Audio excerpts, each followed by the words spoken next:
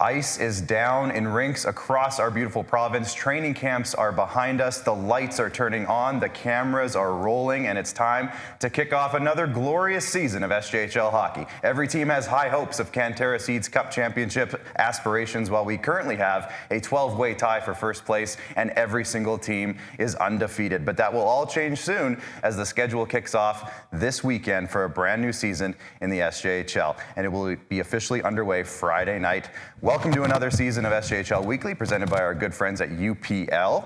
I am your host, Clark Munroe, and we have a fantastic season preview for you today to deep dive all 12 teams across the SJHL, across our 3 divisions, and get you fully ready and informed to head into the rink this weekend to watch some hockey. Before we get into that, let's take a look at our sponsors and give them a quick shout out, of course, because they are one of the most important parts of all of this. Cantera Seeds, Borgo, Capital Auto Mall, Sask Lotteries, SGU, UPL, Chevrolet, Great Western, Nutrien, RBC, and Saskatchewan Construction Safety Association. Thank you to everybody there. We'll be talking about them a lot throughout the season, as we do each and every show. And without any further ado, let's bring in the real stars of today's show. Voice of the Humboldt Broncos, Rory McGouran, to my left, and farther to my left, voice of the Notre Dame Hounds and my co-director of media for the SJHL, my man, Jamie Neugebauer. Gentlemen, summer is over. We're here. We're back. Rory, let's start with you. How was summer for you? Yeah, it was wonderful. It's always, great to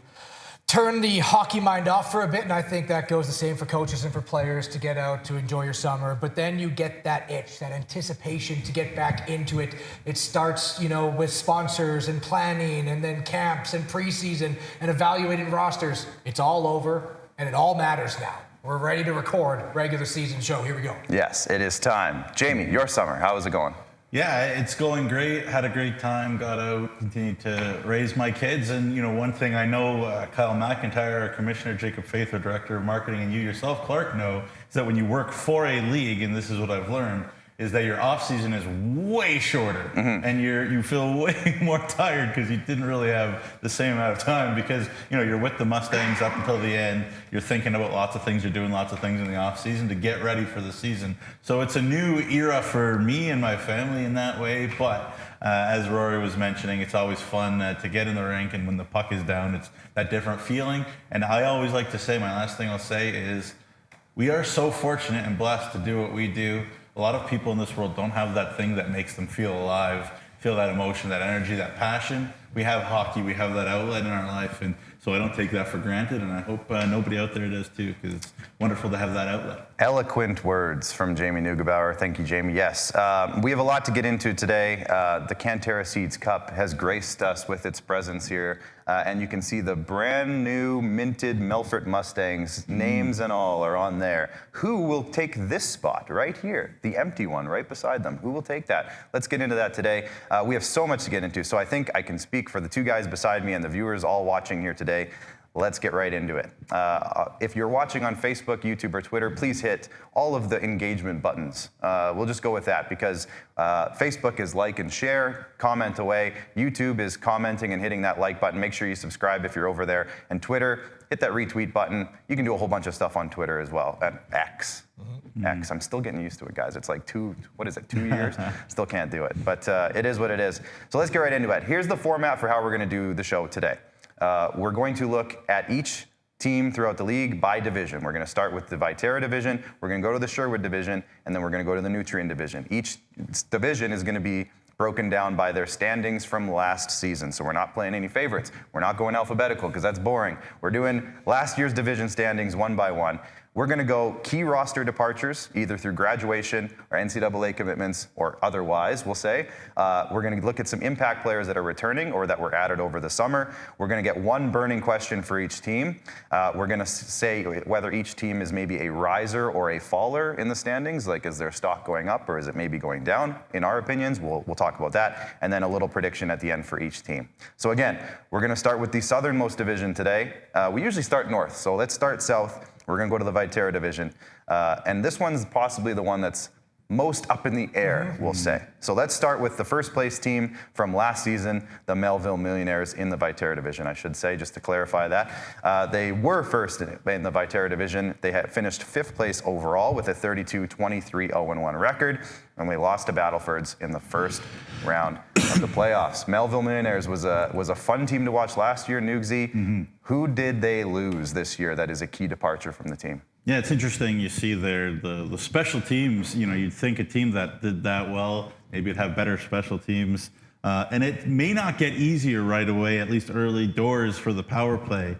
Losing guys like Luke Beadall, losing Cole Keane, losing a shooter like Joel Mabin, a speedster like Elliot McKesh, big shot like Peyton Kostishin. You know, Colby Ball was a big straw that stirred the offensive drink as well. And obviously, I would be remiss if I didn't mention Will Dyke, who was absolutely phenomenal in net. A big reason why the Mills were 4th in goals against. 179 is a very good number, Rory. I'm sure you would agree. And, you know, they lost a good amount, but still, Rory, as you were going to mention, they have plenty back. Yeah, and I mean, 2 surefire guys that are going to be point-per-game players is Jaden Eogan and Caden Jury. These are guys that came in last year. Jury led the team in points, 52 and 55. He's now in his 3rd or maybe 4th year in Melville. Longtime SJHL vet. Jaden Eogan with a fantastic first year in Melville, 44 points in 48 games.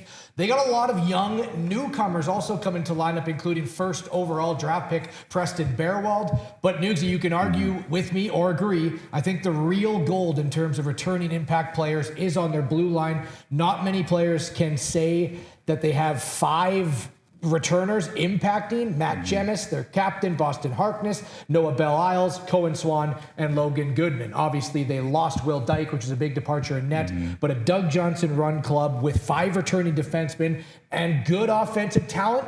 Not a lot of returners in high octane, but those 2 guys and some of these young guys could step up. Melville should be pressing for their 2nd division championship. Yeah, like really there's no excuse. Not that Doug Johnson is a man who takes too many excuses from his team anyways, but there shouldn't be an excuse. And you know what we saw last year, fellas? The barn was packed at the CN Community Center.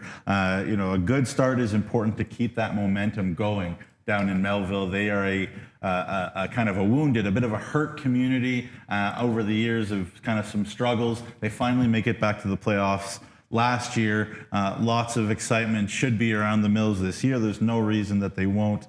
And so, you know, talk about players excited to see. It's so good to see a 1st overall pick play in the SJHL in Preston Bearwald, 25 points in 37 games for a totally dominant Saskatoon Blazers team with lots of weaponry. So that's a good year for a young player like Preston Bearwald jumping in. And they should be a team with elevated levels of team speed, I think, this year too. And that'll really bode well in a very rapidly developing and speed game playing SJHL. Yeah. I was going to say, they often say winning solves everything. Yeah, and to get that momentum, you need to first start the small snowball. And then it rolls down the hill and keeps on going. Melville started their snowball last year. Let's see if it rolls down the hill. Yeah, and I think you definitely mentioned it, but getting some really key guys coming back, I think, as well, that were young last year and still did very well, and now they're taking another step in their junior hockey career, so it's going to be exciting to see. And when I was talking to Doug Johnson in our season preview series, he did say that he expected Caden Drury and Jaden Eogan to be among, if not leading the league in scoring. So high expectations from Coach Johnson. So we'll have to see how that goes. Nugsy, what's a burning question for the Melville Millionaires? Yeah, plenty of returning players, as we mentioned, but not in the net. Will Dyke was wonderful last year. How will they replace the brilliance of Will Dyke? Okay, I pulled some numbers here, and this has blown me away. I had to check my facts like 4 times to make sure it was true. I think this is the one situation where there needs to be zero panic about an unknown goalie going into the start of the year because it's a Doug Johnson run team. So yes, we talked about the defense. There's 5 returning D. That's going to help out. The systematic play is also going to help out. But here's the number. Doug Johnson, in 14 years of coaching, so first year in Nipawin way back in 2010 all the way until now, has only had 2 seasons with a goalie under .910 save percentage. Wow. That's his very first year in Nipawin. And it was last year. We talk about how good Will Dyke was. Last year, Will Dyke, 908. He was phenomenal. That was only one of 2 years for Doug Johnson where his goaltender was below 910. And in fact, it's only happened 4 times in 14 years where his goaltender's been below 920. Yeah, and that's so are you worried about the next goaltender coming in? I'm really not. And it's a weird stat because I think we would all agree that Will Dyke was one of the more dominant goalies last year. He was one of the most, he could steal a game maybe more than anyone else. And yet, they were young, really young to start the year last year. We know that. And, Doug has made a move already preseason and bringing Loic Morin from North Manitoba, which used to be called OCN in the Manitoba League. Eric Labrosse has done a great job taking over from Doug in OCN, or in the PA, I should say. And so Morin should come in and be a 20-year-old with experience too. So again, I agree with you, Rory. Not really concerned. 9-11 and a 230, 14-7 record with OCN last year, as you said, now Northern Manitoba. There you go. And one little wild card to keep in mind as well is the Regina Pats still have Kelton Pine, who has Melville Millionaires. I believe they still have his rights. They just sent down Madden Malacca to the Melfort Mustangs, who is the younger goaltender. So the Pats are running 2 19-year-old goaltenders this year. Something to keep in mind, back of your head, never know what might happen there down the road. But obviously we're wishing Kelton Pine all the best, and I hope he has a great season with the Pats. Is this team from last year, remember they had a 5th place finish in the league, they won the division, are they a riser or a faller in terms of their placement in the standings that you guys think this year? Or maybe they stay the same? I think their division got better overall. I think there's more competition to find the division champion in that Viterra division. But I also feel like Melville now has the blueprint. As we said, the snowball's been created. So I would think this is a stock that has a slight gradual upward slope to it. I think they can still win the division, and I think they can advance farther in the playoffs than they did last year, except I think it's going to be harder to win the division, but that also bodes well to a team who wants to make deep into the playoffs. Yeah. So I think slight riser. Yeah. Slight riser. Nugsy? Yeah, riser. Guys know Doug's system. Lots of guys are back, especially on the back end. I love a team really built from the back end out. Slight riser. To me, they're still the best team in the Viterra. There you go. I love it. Do we want to do predictions on where we think they'll end up, or should we wait till the end of the division to do that kind of stuff? Yeah, let's keep going. Let's keep going. Second place in the Viterra division last season was the Weyburn Red Wings. They had a 6th place finish overall with a 26-24 0-6 record. They lost to Humboldt in a wonderful first-round matchup. These guys both saw it firsthand. A crazy finish, a Game 7. It was exciting. It was amazing to watch. They have been shifting their roster a little bit. There's a little bit of turnover there, and we'll get into that in a second. But Nugsy, can you go over, I guess, some of the key roster departures for the Weyburn Red Wings this summer? Yeah, they lost a lot of leadership. They lost a lot of maturity in their group. Matthew Hodson, their captain Max Manette, Jacob Vizentini, Jackson Ruthven, Cade Micklejohn, Jerome Maharaj, Tyler Teasdale, Nick Kovacs, Lucas Jeffries. You think about those 3 D-men at the back, especially a lot of leadership, as well as their captain, Max Manette. I think Cody will be able to have found forwards to put the puck in the net in Weyburn. It'll be a question of whether the new pieces that they brought on the back end can keep them out in front of course, Dazza Mitchell. But, certainly there's a lot there that they have lost, Rory, especially scoring goals. Yeah, when you look back at that playoff series against the Humboldt Broncos, that they pushed them to the brink into a Game 7, minute-munching D-men are the biggest departures in my mind in Nick Kovacs and in Tyler Teasdale, right? So you look at the D-men, though, they still got Josh Carman from the Battlefords North Stars, a guy you love, Nugsy, Dallin Oxelgren and Rhett Vedras, who's still a young defenseman. Up front, Keenan Ingram, very well might lead the league in goals. Like, I think you have to count him as a top 5 favorite. 5 goals in 2 preseason games already, 19 goals in 32 games with Kindersley last year. They reacquired him from the SJHL. Then Liam Fitzgerald, Blake Betson, Ty McKay, and Cypress Smith-Davis, who's now back into the SJHL, are some of those names that people might be familiar with. But, I mean, it's Dazza, right? That's the returning player. Dazza Mitchell and Angelo Zoll, I think they have the best 1-2 punch in goaltendings returning in the SJHL. And it's a team that if you start with your goaltender, you plug a couple pieces and find what you're looking for on defense. And then guys like Keenan Ingram, Blake Betson pick up some offense. I like the way that Weyburn's built. It's a reason why a lot of people are thinking they could also win the Viterra division. Yeah, Dazza Mitchell, could he be the best goalie in the league? There's certainly an argument. And on top of that, Angelo Zoll is a guy that they're also very high on in net in Weyburn. So in terms of a 1-2 punch, they are set, as you're saying, where you find those minutes to replace all those guys on the back end.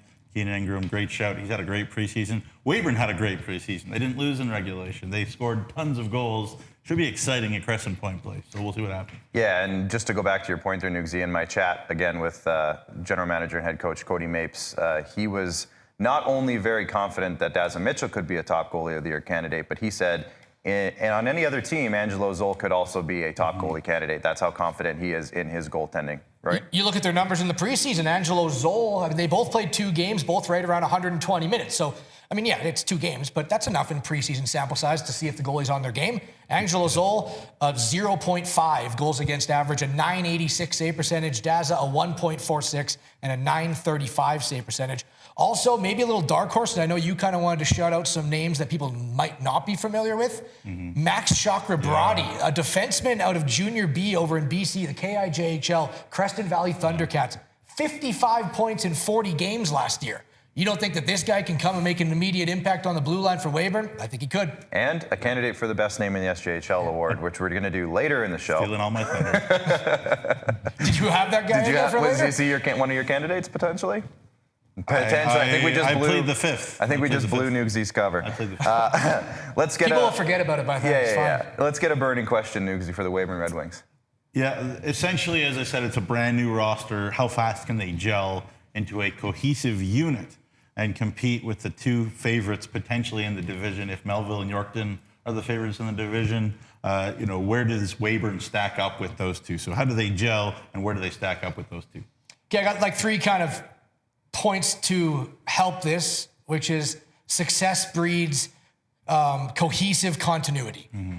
A lot of the returning players, a lot of those guys know what to do now. They pushed Humboldt to Game 7. I think that's huge for them. They, last year before that, won 10 out of the last 12 games to make the playoffs. Then they made the playoffs and almost advanced to the second round against who a lot of people had, going to the finals in Humboldt Broncos.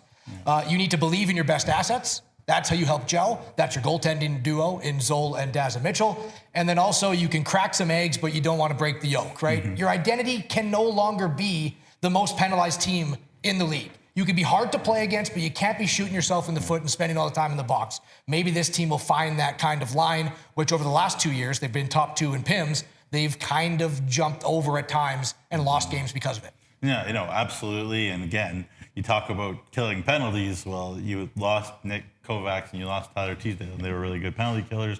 But your best penalty killer is your goaltender. He's brought in, Cody has veteran guys. He hasn't just brought in a bunch of young guys. So they're an old team. Winning will bring this team together if they start the right way. I think it'll be a very, very good division as a whole, and Weyburn will be a big piece of it. I don't know what the Viterra division is. I mean, we've said that before because we weren't sure, maybe they were all kind of below the 8 line, right? We weren't sure who was going to be one that rises, wins the division, makes the playoffs. Now it's the opposite. All 4 teams, right? Who's going to win this thing? Yeah, and it's interesting, Perry, go ahead. How Weyburn ran over the Highway 39 rivalry last year, something we hadn't seen in a while. We'll see if that trend continues as well. Should be interesting. Well, I was going to just say, last year, I think we were all, I wasn't hosting the show last year. Shout out Jeremy Corrigan. But I remember the conversation being, well, this is Estevan's division. And they ended up 3rd. Yeah. So that's just kind of where we're at with the Viterra. And we'll get to Estevan in a second. But guys, riser or faller for Weyburn? 6th place finish last year, 26 wins. What do we think? If they didn't have those goaltenders, I'd say maybe a slightly faller because I know how much those 2 defensemen meant to them. But they have Dazza, they have Zoll. I'll put them right with Melville. Slight riser. I think now they know how to advance the second round. I could see him finishing 5th, 4th, 3rd, right in that kind of mix and advancing to the second round. So slight riser. Yeah, I think slight riser, partly because again they have that experience. They just snuck in a couple years ago against Battlefords, and they were happy with competing. Last year they did more than just compete against Humboldt. They really pushed them. This year, can they take that next step? That's the way that they're trending. I think maybe a few teams ahead of them have taken a step back. So we will see. They should be right in that, as you said, mix to stay where they are. They're 6th or move up. I don't really see them moving down. No. For sure. And I like the idea, Rory, of you saying Keenan Ingram could be a goal-scoring leading candidate. He's going to bury 40. I was a big fan of his with Kindersley last year, and I'm excited that he's back in the league. I think it's good for the SJHL, and I'm excited to see what he can do in red and white. Let's look at the black and gold now with the Estevan Bruins. A third place finish in the division last season with a 7th place finish overall. They were dead at 500. 26-26, 2-2. The most 500 record you can get. You can't get any more than that. They lost to the Melfort Mustangs in round 1. Again, a very solid series. Me and Nugsy called the game in that one. Nugsy called the series overall. But a very good series, and obviously Melfort went on to be the eventual league champions. So you don't feel, well, I shouldn't say you don't feel too bad about that, because I'm sure that they weren't too happy. But at the same time, a really solid series, but a tough loss in the first round. Guys, or Nugsy, I'll go with you specifically. This is a roster that has some big departures, let's say. Can you go over those departures? Well, top 9 scorers. Yeah. Top 9. That's a big number. Right.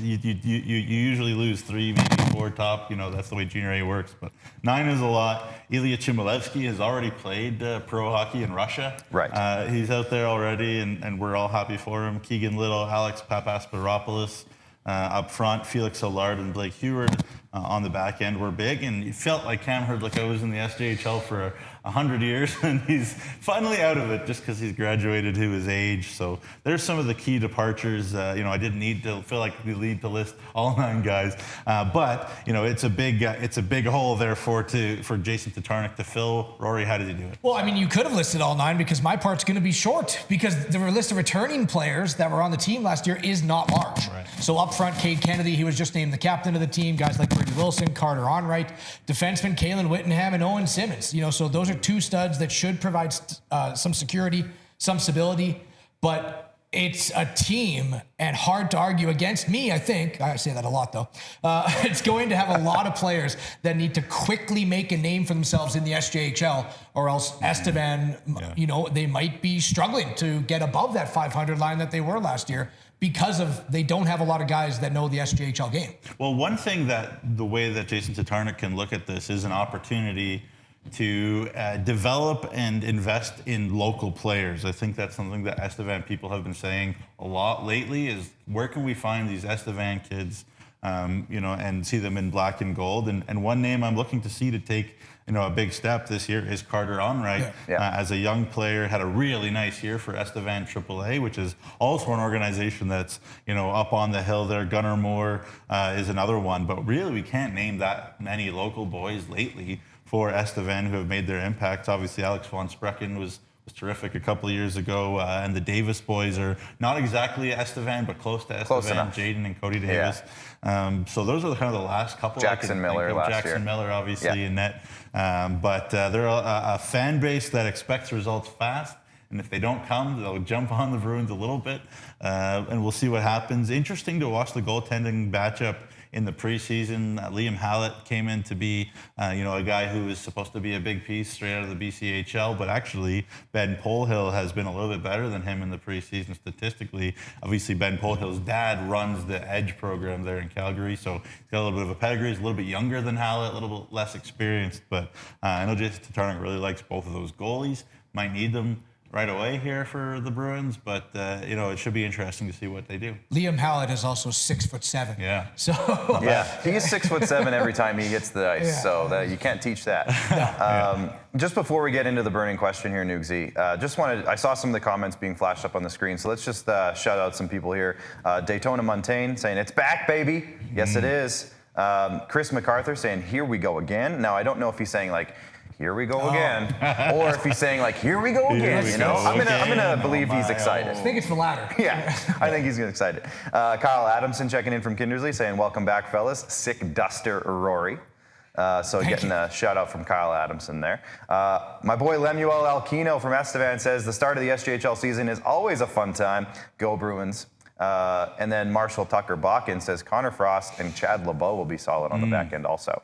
Now, who would he be? Was he talking about the Estevan conversation? Weyburn. Or just the Weyburn conversation? Connor Frost was really good in the preseason, straight out of the BCHL. There you go. He's going to be a young player to watch for So sure. Marshall is our new Weyburn insider. Marshall, you're going to be our guest on the show next week.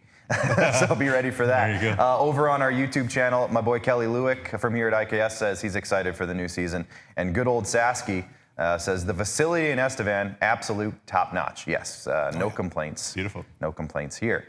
Very beautiful. If you're watching, please send in your comments. We want to hear from you. If you're on Facebook, send it in. If you're on YouTube, send it in. We got lots of viewers today. Love to see everybody jumping in, and we want to hear from you. So let us know what you want to talk about. If you have questions that you want to ask us about each team, let us know. We'll do what we can. The burning question for Estevan, Nugsy, there might be a couple. So what was the one you came up with? Yeah, I've not really seen Jason Tatarnic have the attitude of a rebuild, have a young team all year ever. So is this the year we finally see a rebuild in Estevan? I think it's hard to say no, right? For me, it's a city that wants nothing to do with it. Yeah. But I think I've worked there. Look inside your heart before you yell at us. But I think it's hard to say no. They have one of the fewest returning players out of the SJHL this year. They've made a conscious effort to get younger. It's filled with 2006-born players. Could they win early and switch it up and bring some guys in? Sure. But just preseason, to me, it looks like it is an effort to rebuild or retool.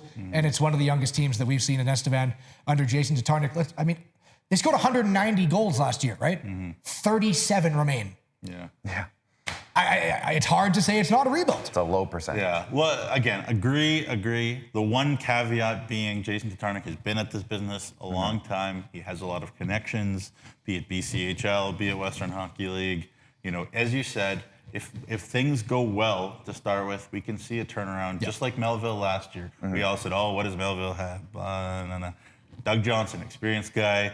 Things were going well. Boom, Bradley Bannock shows up. Boom, Joel Mabin shows up. List goes on. Add a few more experienced players. That could happen, sure. But to start with, I agree. Yeah, and Nugsy, you put it in your article on our season preview for the Estevan Bruins. But again, Jason Tatarnic's history would go to say, just keep an eye on these guys, because you never quite know. So guys, riser or faller? I think I kind of have an idea, but riser or faller? Yeah, at the moment right now, we just said 37 remaining goals out of 190 they scored last year, which was like 5th in the SJHL. Like it was top half. Yeah. So that's just, I think right now, looking at the roster, you got to think a little bit of a dip, a little bit more of a fall. for uncertainty than anything else, really. I don't know enough about the players that they have brought in until I see them live. So, yeah, exactly. Faller for me. Yeah, got to be a faller. Yeah. Okay, we'll leave it at that.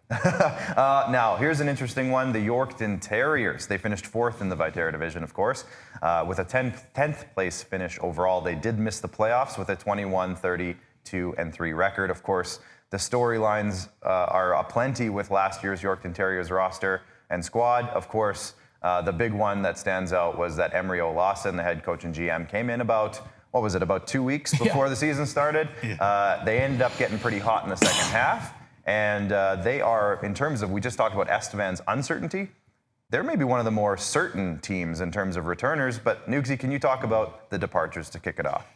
Yeah, not a lot. Not a lot. Really not a lot. Now, some quality. Oh, sure. No question. I hear what you're saying. I mean no disrespect to absolutely anybody. I know if I didn't list your kid in these lists, don't get mad at me. I can't list absolutely everybody. No. Anthony McIntosh, Tyson Perkins, and Quinton Unreiner on the back end are massive, especially Anthony McIntosh, who we all saw as one of the real high risers, fast risers in the league last year, and up front, Anthony Domina is the one that really sticks out. But that is really just a compliment to the returning guys that they have, Rory. It should be electric. Now, this is going to be the longest. Arena, Rory? This is going to be the longest segment of yours. Well, Rory. I mean, you talk about leaving players out, and I'm the one that should be apologizing because yes, they have so many. But where do we start? This is a legitimate chance for a team to lead the league in goals scored, and I will place that bet with whoever's willing to take it. They are a little unproven on the back end, so we'll see how that kind of plays out. But up front, Jaron Denwaye, Jeff Hammond, Tate Schofer, Dustin Arenas, David Coyle, Jai Zawatsky. That's 6. There's 2 lines of guys who can bury the puck. Then they go ahead and they get guys like William Leonard, who had 51 points in 48 games with Princeville. They got Vinny Junek, who had 49 points in 44 games with Princeton. We'll just call them the 2 princes. Local kid, too. Riley Cormier and Harrison Aldridge, though, on the back end are the only 2 returners, and they're the only 2 non-rookies on the blue line. So that is something that we're going to have to circle to start, but it's also a team that might be able to outscore if they do have defensive issues. And in net, they got Ethan Farrell, who was one of the best goaltenders down the stretch and proved he can absolutely be a workhorse. I love their roster. I think they could flirt with 270 goals. I think they're going to score a lot. That's a lot of goals. It's a lot of goals, I know, but I see all the offense on this team, and I think people are going to be in for some lopsided scoring against the Yorkton Terriers if their defense is a B grade. Yeah. Well, that's it. The defense is a B grade. And also there's just an experience that comes from doing what you need to do to win a game. Down the stretch, when there was a playoff run, Yorkton found ways at times to lose hockey games, maybe that they should have won. It's really a skill to find that little it factor, that intangible. That's the next step for this group. I love Jaron Denoy. I've been a big fan of his pretty much since he stepped his first foot on the ice here in the SJHL from the AJ. It took me until his second foot on the ice to really be. You weren't sure that guy can fly with one foot. All he needs is 1 foot. And it's so great. I love to mention as well the local boys. See Jai Zawatsky step up as a Yorkton kid as well. And my new guy to watch kind of was William Leonard, as you were mentioned. Had a great preseason, 7 points in 3 games. I think there'll be a lot of points to go around, as you were mentioning there, Rory. There could be some high-scoring games at Westland Arena, which is always a lot of fun. Yeah, one name, too, that I just want to mention, just because we were just talking about the Estevan Bears AAA program, is Thomas Reese. They acquired him in the Clay Sleva trade last year. Yeah. He's a big boy. He's going to be fun to watch. I heard a lot of good things from my Estevan friends about him in AAA last year, and by all talks with Emery Olason in our preview, he was pretty excited about him, too, and it sounds like he could crack the roster and make a big impact. And when I say big, he's big. I think he's listed at 6'6", if I'm not mistaken. Yeah. So he's a big fella. So keep an eye on Thomas Reese, which could be, David Coyle was obviously the one that stands out from the Clay Sleva trade. That could end up being the long-term big piece of the Clay Sleva trade. So we'll see about that. Obviously, it's early. He's a young kid still, but it could be a big piece. Nugsy, burning question here for the Yorkton Terriers. Yeah, last year was Olason's first campaign. Came in late. It was all about promise, and next year, by the end of it, next year is here now. So how will a group with high expectation in a community desperate to win now consistently handle that pressure? So what they've done is I think they've provided Yorkton Terriers fans with one of the most electric teams to watch in the SJHL this year. Again, we don't know, will there be a little bit of defensive struggles? Will some games not go their way? Like you said, it was in the end of the year last year, potentially. But this is going to be fun. And that should be the tagline for the Yorkton Terriers on every poster. This is going to be fun. And it has to be Benny Walchuk saying with a sold-out crowd in Yorkton. They are going to be run and gun, high-scoring, fun to watch. And I'm excited. I know myself, the Humboldt Broncos play them in the 3rd game of the season. I'm excited to go and see what Yorkton is all about this year. But you look at that forward group, it's as good as any. Yeah, I might have to join you down in Yorkton for that one, Rory. Now, Rory, you made a statement just a minute ago here. 270 goals, I believe you said. Okay, well, last year, Battleford scored 254. I was going to say... I said flirting with 270. I'm just wanted to make sure. So if it's 261, I'm still on 200 of those were Kean Bell related. Yes, of course. I just wanted to make sure that number was the right number that you meant to say, because last year's top 3 teams were 254, 250, and 244. Yeah. And, the 3rd one there was Flin Flon. What was Battleford's the year prior? Yes, I can bring that up here really quick. If Rory is anything, 284. bold is... 284. Battleford's the year prior, 284. So 270 with the high-octane offense, not out of question. Over, under, we'll save it for later. Okay. We'll save it for later. Right. That was obviously, I guess riser or faller then. I mean, again, they finished 10th place. They missed the playoffs. And we just told everybody that they're going to score 270 goals this year. So what are we thinking, riser or faller, guys? I think this is a pretty easy one. It's the stock that has the potential to rise the most. Yes. In my 10th place last year, they could be 2nd. Like, I wouldn't be shocked. Yeah, riser. Yeah. Okay, let's go. That was it. That was the Viterra division. So, guys, how do we want to do this? Who do you think will win this division? Let's just go winning division. Winning the division. Okay, now again, this is going to be not easy for this division, because even though all the good things we said about these teams, I'm still not even sure myself. It's a very hard prediction to make. Rory, I'll go with you. I think you had some grades potentially. Well, yeah, and I don't need to throw those out. I did make everyone kind of a grade, a chance to win the division prep, as your school paper, an A, a B plus. And this was the one with everything as close as it could be. But I had Weyburn and Yorkton both with B pluses. There you go. Slight edge, because I do think that offense is going to be tough to slow down. I'll give it to the Yorkton Terriers. There you go. And that would be such a huge turnaround, and that community is ready for it, like you guys said, Nugsy. Defense wins championships. Defense wins divisions. Melville Millionaires. They have defense. Colin Swan going to make a big step forward. Boston Harkness going to make a big step forward. We go down the list. These guys know Doug's system. I cannot vote against the Melville Millionaires right now. Yeah, big returning group for Doug Johnson could be a huge thing for that community. And what you guys just told me is that the rivals, Yorkton and Melville, are going to be battling it out. Love and it. A good Highway 10 rivalry is It'll great be one of for the best SJHL. rivalries of the year. Love it. This year. All right, It's well, going to be so good. Get your tickets Get your right tickets now, now, because those 'cause, rinks should be packed and it should be fun. it's happening. All right, let's move on to the Sherwood division. Of course, this was the one that included the league champion and the second place runner-up to the league champion. We're talking about, let's start with the Flin Flon Bombers. One of the most historic regular seasons in recent history, but an unfortunate loss in the final to the Melfort Mustangs.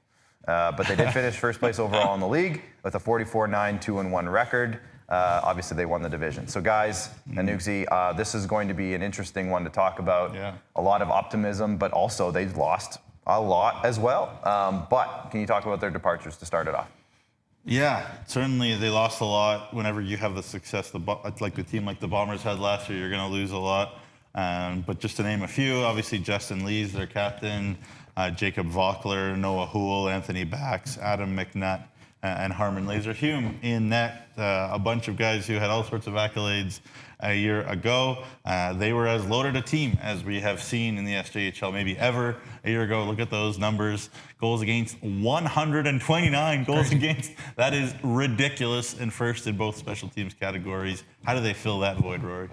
I mean, you also look at their returning players, and you got to give them another A+ grade because it's on all three facets of the game. Yeah. Starting net, you got Kenny Marquardt coming back, obviously 2005 birth year.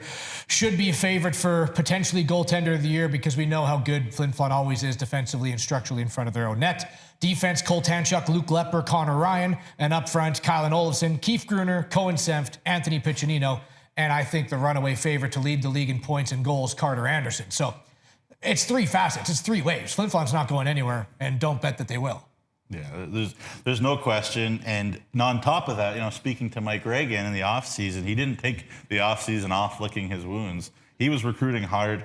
I'm really excited to see this crop of young players for the Flin Flon Bombers. A guy like Rhett Ewan, for example, who is Drew Kosher's cousin, assistant coach in the Estevan, so there might be some as if family, Estevan and Flin Flon needed more as if things they needed to more fight juice about. in that. But he's a big power forward.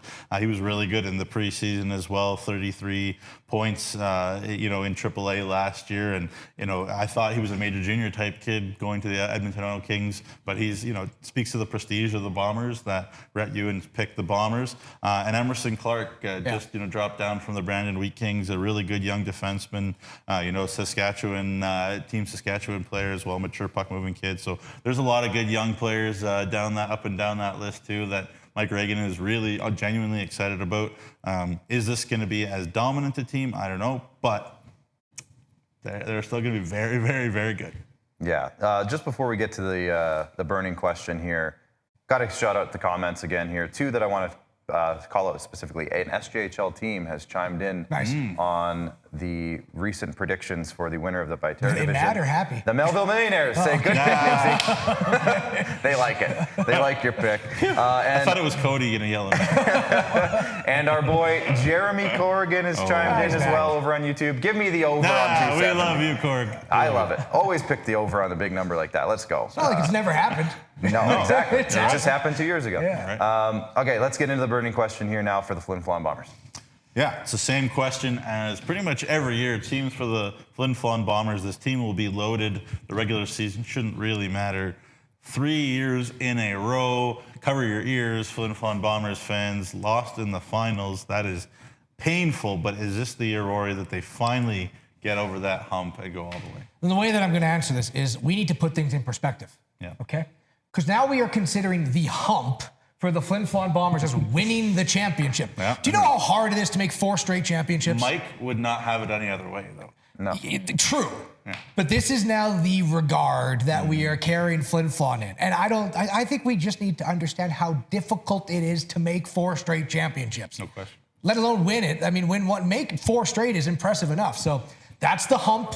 Will they get over it? I think that's just putting the carrot way too far on the string, way out there. Like, I don't know. It's impressive enough that they made 3. And if they don't make another finals, it could still be a successful year, whether or not that hump is winning the championship. Yeah, that's hard. That's crazy. Absolutely. And that's all positive things to say about the organization. That is what we are considering the hump. Yeah. Will they win the championship? And in my season preview with Coach Reagan, I don't know, for SJHL fans who did watch all 12, you might have noticed I asked every single coach the exact same question at the very end, which was outside of a championship, because that's the obvious answer to this question. But outside of that, what are your goals and your targets for the season? And Mike said, yeah, scrap that. I only got one, and it's the championship, and that's it. And I don't care that your question was outside of it, because that's what it is. And, that's the thing with Mike Reagan, is he is very driven this year, as he has been, every year. I'm not saying this is different, but, this is it's going to be a big year, I think, for the entire franchise. So riser or faller, I mean, they can't go much higher than they did last year in terms of rising, finishing first in the league, having 44 wins, setting team franchise records, but riser or faller. If you look at how largely they dominated the regular season, I think it's going to be closer. I think the gap's going to be closer. Teams have gotten better. Right. So a better chance at a faller than a riser from first place. The riser is win the championship. Yeah. I think a better chance, because people have gotten better, that there'll be a slight faller. It's almost like the play in the field in the bet, Yeah. Exactly. Couldn't say it better myself. I agree. There you go. Slight faller. Slight faller, but that's not even a negative thing? No.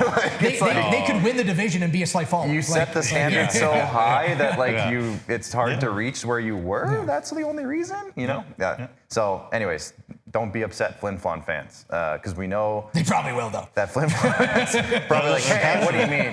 Hey, we love it. We love it. It's not a negative thing. It's just like numbers. That's all. All right, let's move on to the second place team, which ended up being the eventual league champions. The Melfort Mustangs, again, finished second in the Shore Division, second place overall finish in the regular season, a 38-14, 3-1 record. They lost a ton too. Holy cow. So Nugsy, can you kind of start breaking that down for me? They lost a ton up front.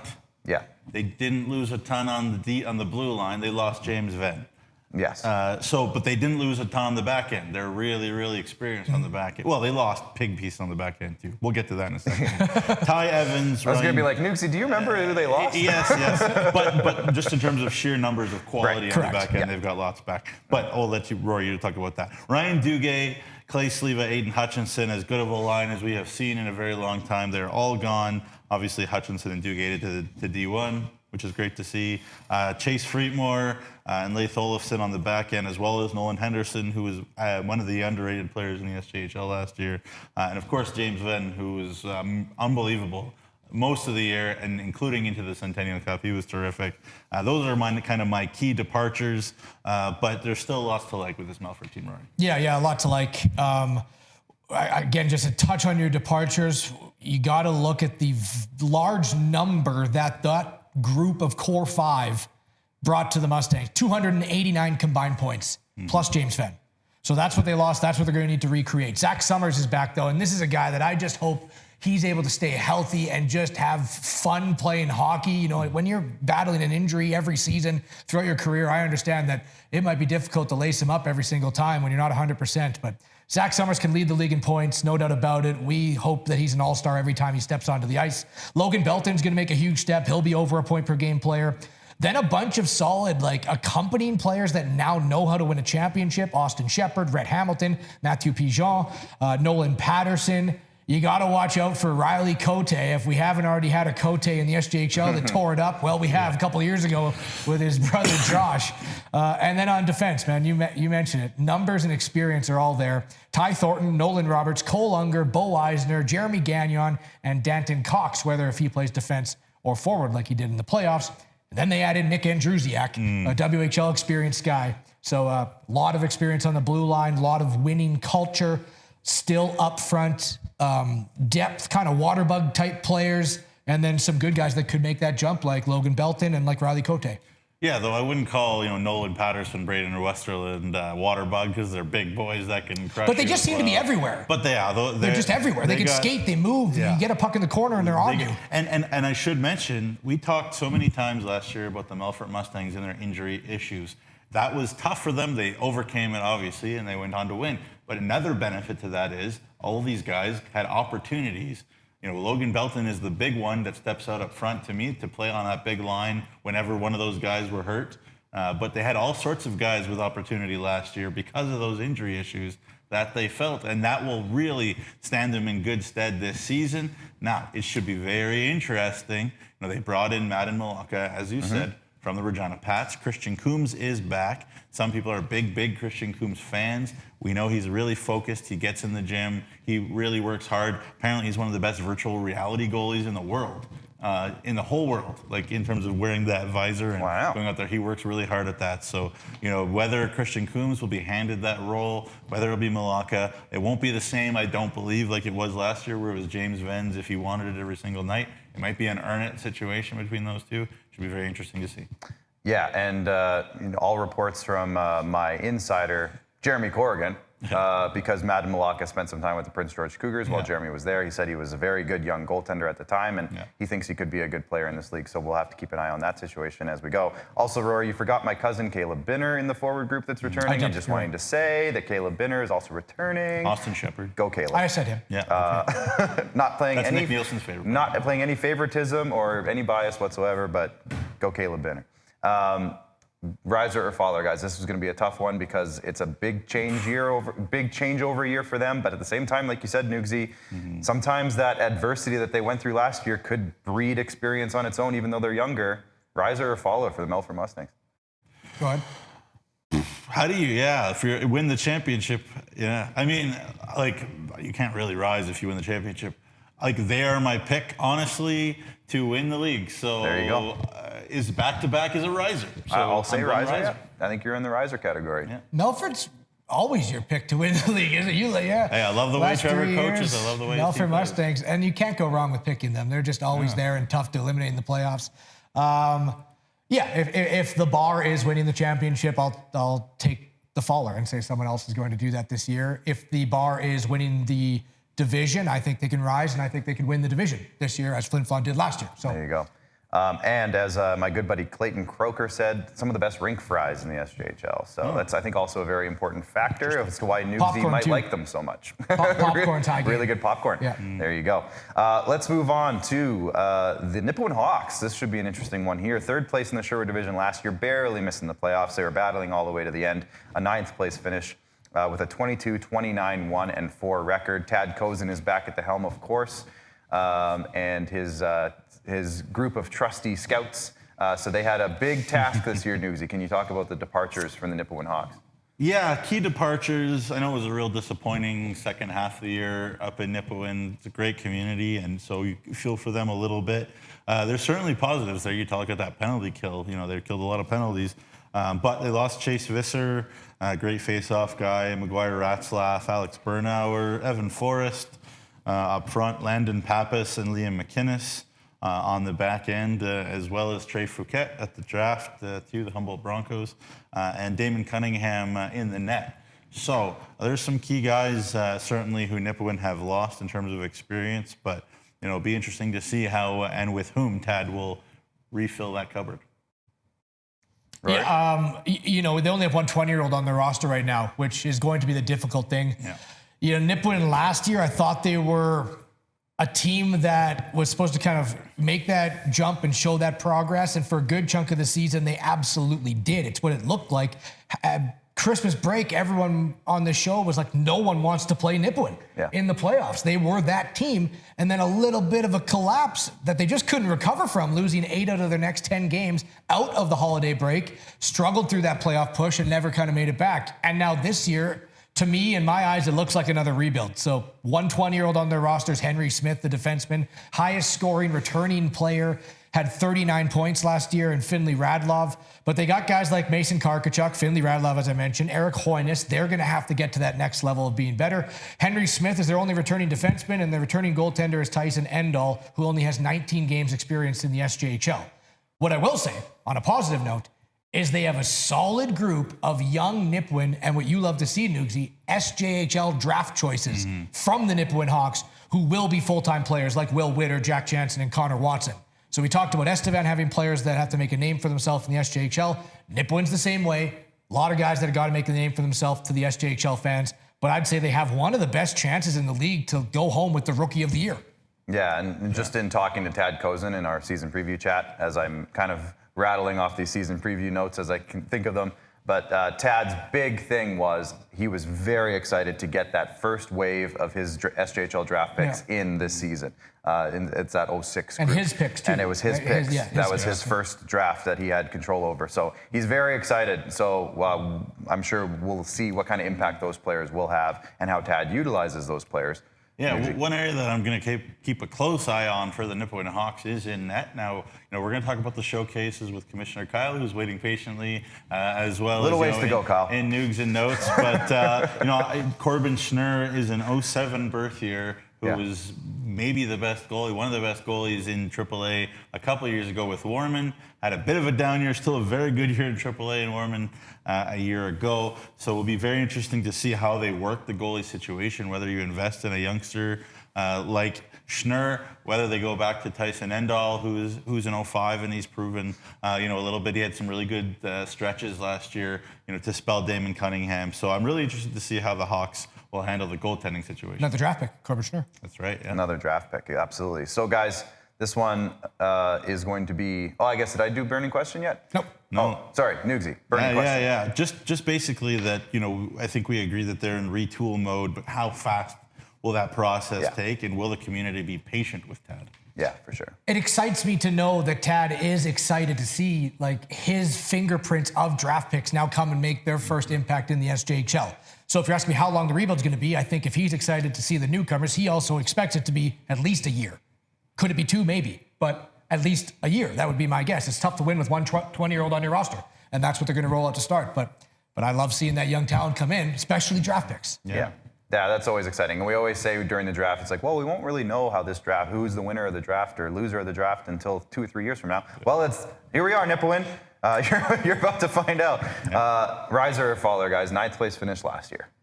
Yeah, slight faller. Yeah. I know that age and experience in this league helps. You got to know how to play in the SJHL, and they only have one guy that's 20-year-old. They have a few others that are 19, 18 that have played before, but they're low on experience. Mm-hmm. Yeah, I agree. I'd say not riser or faller. I'd say just exactly stay the same, be in that mix. Yeah. Okay. Perfect.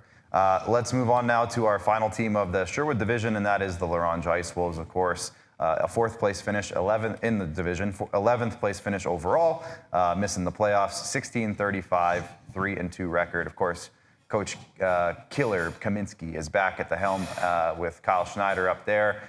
They have a couple of really impactful returners. I'll let Rory get to that in a second, but Nugsy, can you talk about who is out the door in Ronge? Yeah, I think it was a really disappointing year in Ronge in all sorts of ways, but a couple guys did kind of stick out and that are gone. Number one is Parker Layton. Again, love those local boys, and he was as good a defenseman as there was in the SJHL on a team that struggled in that department. I think about Leighton Sheeran, how much he grew last year as well, Dylan Handel, and of course Topher Chirko in net, which is an interesting position for the Ice Wolves. We're going to try to fill that in some different ways as well this year. But just not a ton that were, to me, were the straws that stirred the drink that aren't back. Obviously, Ethan Andrews is another one as well that the Hounds were able to get for that first overall pick in the draft. But some really, really good pieces back, Rory. Yeah, this is my dark horse lookout. Yeah. Last year, I was on them a bit. I thought they were a bit overhyped. I ended up being right. I'm on the opposite side of it this year. I don't think they're being talked about enough, and I think they are going to be back into the playoffs easily. Two of the best returning forwards in the SJHL, Mason Buchert and Jacob Cassette. Buchert has a chance. Again, we talked about Carter Anderson. Buchert is right there to lead the league in points. We saw what he did last year. Also, the kid's never in the penalty box, which is almost more impressive than his offensive ability. But he's easily a 90-point getter in a 56-game schedule. I think he'll be leaned on a lot. Cole Thomas, Hudson Cameron, Zane Norman, Jacob Hufty. These guys know how to play SJHL hockey. The back end, very similar to Yorkton. I just need to see more of. That's the one thing that I'm just pulling back on a little bit before, praising them as maybe a top 4 team. I've also never seen a back end in Ronge as young as this, with only one 20-year-old and one 19-year-old. But Rylan Silzer should play about 26 minutes a game. He's a stud in my mind. Big, long, rangy, good defensive, offensive defenseman.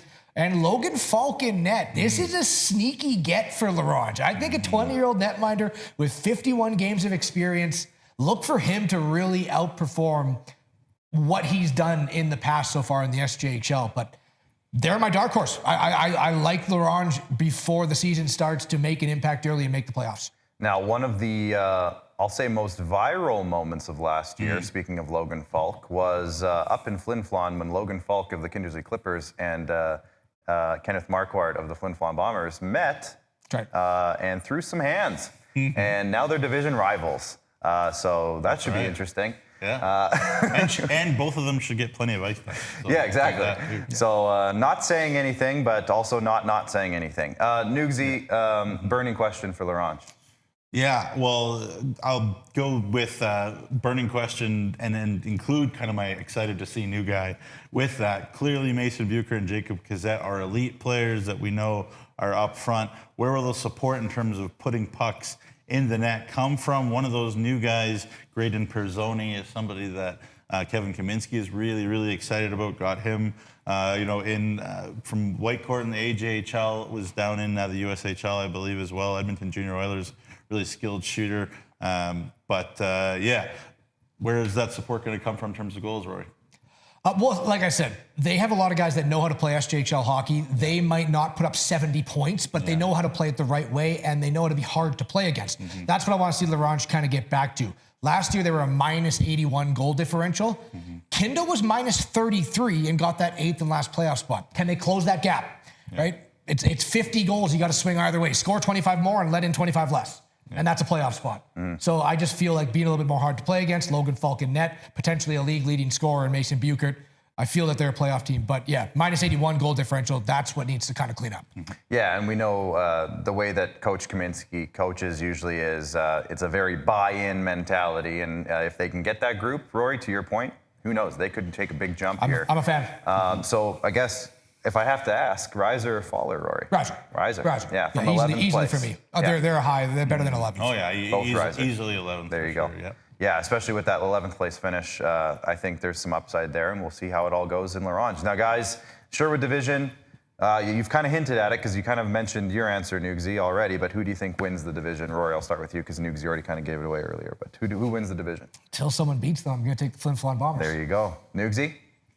Yeah, I said I thought Melfort was going to win the league. I didn't say they were going to win the show. Fair enough. Yeah, look, every regular season, Mike Reagan, seems to run the show up in the Sherwood. Again, same answer as Rory. Like, I'm not talking about winning the league. I'm talking about winning the division. Winning the division, you have to go to the Whitney Forum a lot. Yeah.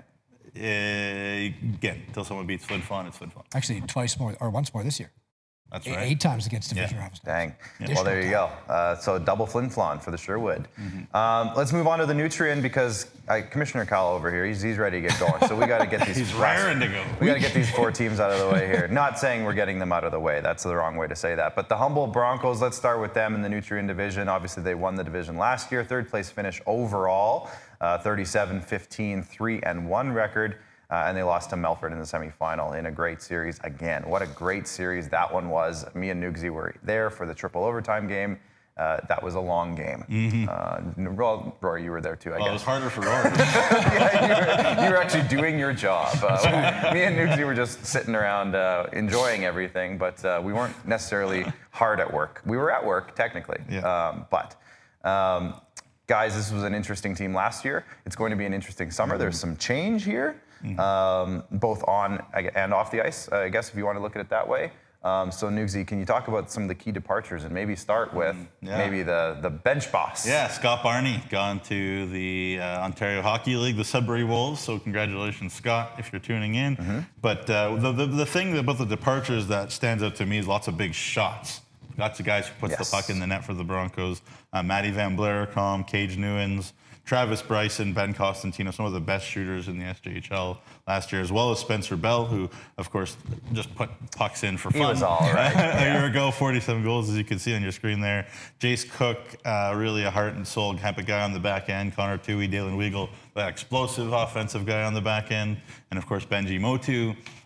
in net is a big loss. So the Broncos have lost a lot, but in new players or a new old coach, new/old coach, and you can get into that, Rory. They got a lot coming back as well, and you've got a close eye at that this preseason. Yeah, it's the story of the year is Braden Klamosko, switching teams, coming back home into his hometown.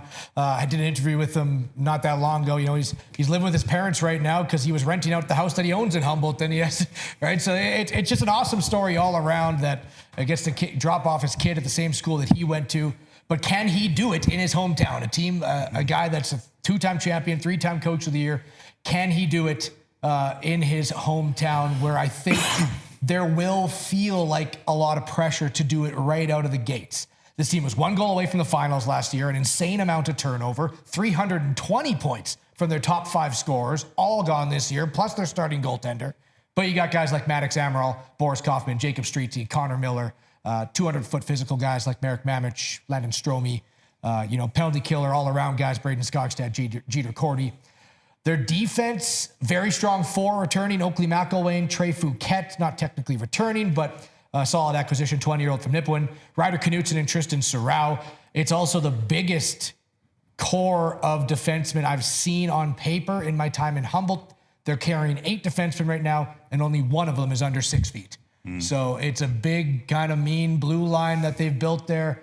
But can they replenish 320 points because they lost their top 5 guys?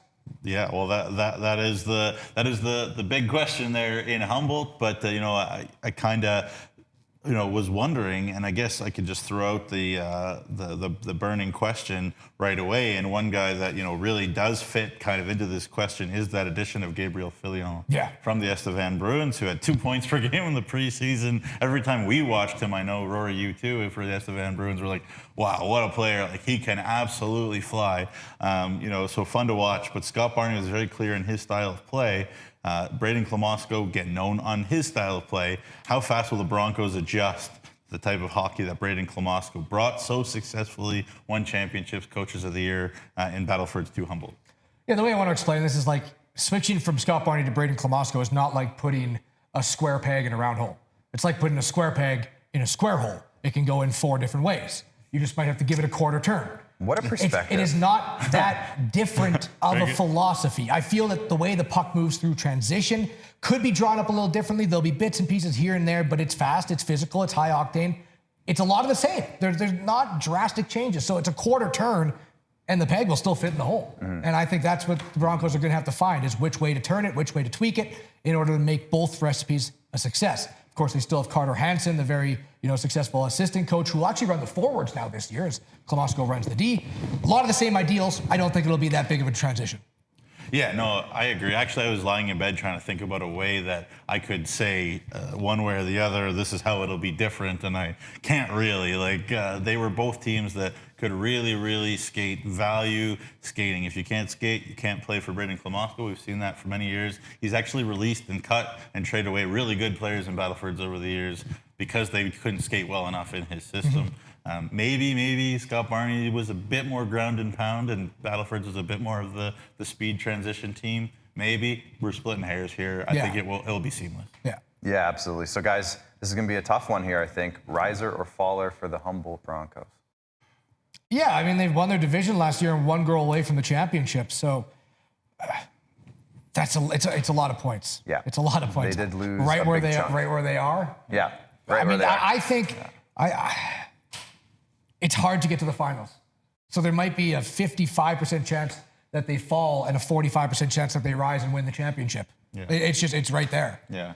I'm gonna say slight faller just because there's some teams beneath them that are creeping up that have a little bit more familiarity with each other. So, but just very, very slight because I know Braden's gonna do an incredible job. Yeah, absolutely. All right, now from Braden Klamosko's current team to his former team, the Battlefords North Stars. Second place finish in the division, 4th place overall, 36-15, 4-1 record on the season. And of course, they lost to Flin Flon in the semifinal. So guys, the Battlefords North Stars, again, going a big change for them this offseason. Gary Childerhose taking over, who we are all very confident will do a great job there. But it is a big difference. It's a big change. There's some big names going out. Kian Bell isn't allowed to come back this time. He's out. He's gone. He's graduated. Doing my job for me, Clark. Yeah, sorry. But I mean, that was the big question last year: was how are they going to replace Kian Bell? And they did it by getting Kian Bell. They can't do that. Can they fudge his birth certificate? Well, the funny thing about Kian Bell is not funny. It's cool. It's really cool. Kyle McIntyre and Jacob Faith and I were there, and they retired his number already in Battleford. That's how historic his time there in Battlefords was. Now off to Acadia University in U Sports, which is awesome. Obviously, 2 straight MVP seasons. How do you replace that? You don't. You really don't. But there's other kind of more heart and soul type guys that have moved on. Riley Giroux, Braden Sinclair, Ben Portner, they were really big pieces. Bradley Blake put up a ton of points as well for them last year. Josh Meternak, one of the best face-off guys in the league a year ago. On the back end, their captain, heart and soul, Tanner Gold. They lost Josh Carman. They had to because that was sort of the completion of a trade that they made with Weyburn. Carson Olsen, Alex Isaac, who again was such a fun guy to watch over the years, and Logan Cunningham. I'll put an asterisk. The goaltender, he could still come back, and I'm sure they hope that he does, because he's a very good young goaltender as well. But he's off to the Western Hockey League for now. Could come back, and that would be really good for Gary Childerhose. And one thing I'll add there about Gary is another 2 coaches in the league that are from the place that they're coaching. Braden Klomosko in Humboldt, and Gary Childerhose is from North Battleford. So, cool to see that local connection. 325 points gone from their top 5. It is the most top 5 gone in the league. You think Estevan lost a lot, Humboldt lost a lot, Melfort lost a lot. No one lost more points than the Battlefords North Stars. I don't know how you're supposed to replicate Kian Bell or Ben Portner, let alone both of them. You probably can't, but maybe you can recreate them in the aggregate. Oh, a Moneyball reference. I thought you'd like that one. A little Moneyball for you, Clark. They played in 3 preseason games and had 17 Quick, what their on-base percentages? Well, I'll tell you. Okay. Three preseason games. Yeah. 17 players had a point per game. 11 of those players played in all 3 games. Oh. So maybe they can. Maybe this is a good sign. But impact players, Rylan Williams, Jackson Allen, Elijah Anderson, Jordan Grill, the Swiss Army Hybrid League veteran on the back end. Gavin Granger will be solid. Matthew MacArthur's in net. It's a guy that last year I was saying Battleford's got to find a way to keep the puck out of the net. And I expect a big year from Matthew MacArthur this year, now with that SJHL experience. But, watch out for guys like Nikita Ivashenko out of the Ukraine, right? Is Lincoln Fisher a young 2007 defenseman? Is he the next Carson Olsen, potentially? So, yes, I believe they can recreate them in the aggregate. I always did say that Gary Childerhose did look like Brad Pitt. So that's a great reference, Rory. Shout out to Gary Childerhose. Yeah. There's probably a couple other new guys, too, that you're... Yeah. Well, they brought in the Campbell kid and the Boucher kid there from Fort McMurray. It seems like Fort McMurray, is the source of a lot of people around the league. We'll just leave it at that. But, so they found some chemistry with Nikita Ivashenko, as I mentioned. Nikita played for Team Ukraine in the U20 Division 1 World Juniors a year ago, played in the Swedish U20 League, top U20 League in Karlskoga, which is a very, very good U20 league. He's already a goal per game in the preseason, Ivashenko, so we expect him to be very, very high caliber, right away. Should be very interesting. They need offense with Kian Bell gone. But maybe it's by committee for sure, Rory, as you were mentioning. So the question, Rory, then the burning question is, how will Gary Childerhose do in his first sort of opportunity to hold the reins by himself? Can I respond to your question with a question? Sure. Ooh, I love it. Do you ever consider playoffs a bust? Playoffs a bust? Yeah, are making the playoffs, is that a bust? That's exactly where I expect them to be. Yeah. So if you consider making the playoffs a bust, then it might be a bust of year. But I expect them to be in the playoffs. I don't consider that a bust. No. So I think they'll be in the playoffs. I think they'll be competitive. They'll be in the top 8 of the league. How far will they advance? I don't know.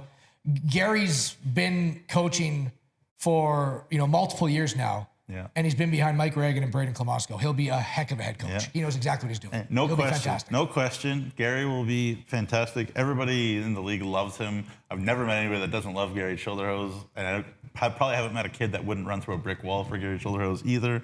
And I also say, like Wiley Riendo, year in, year out for Battlefords, recruits players, scouts players, brings in good players for the Battlefords North Stars. He's still there. So he's got help. He's got depth. Will they be a home ice advantage team in the playoffs? I'm not 100% sold on that. They'll be in the playoffs. But I think it would be a pretty catastrophic thing, in my opinion, if they're not in the playoffs at all. Yeah. So I guess riser or faller then? Slight faller. Slight faller. Yeah, both on the same page.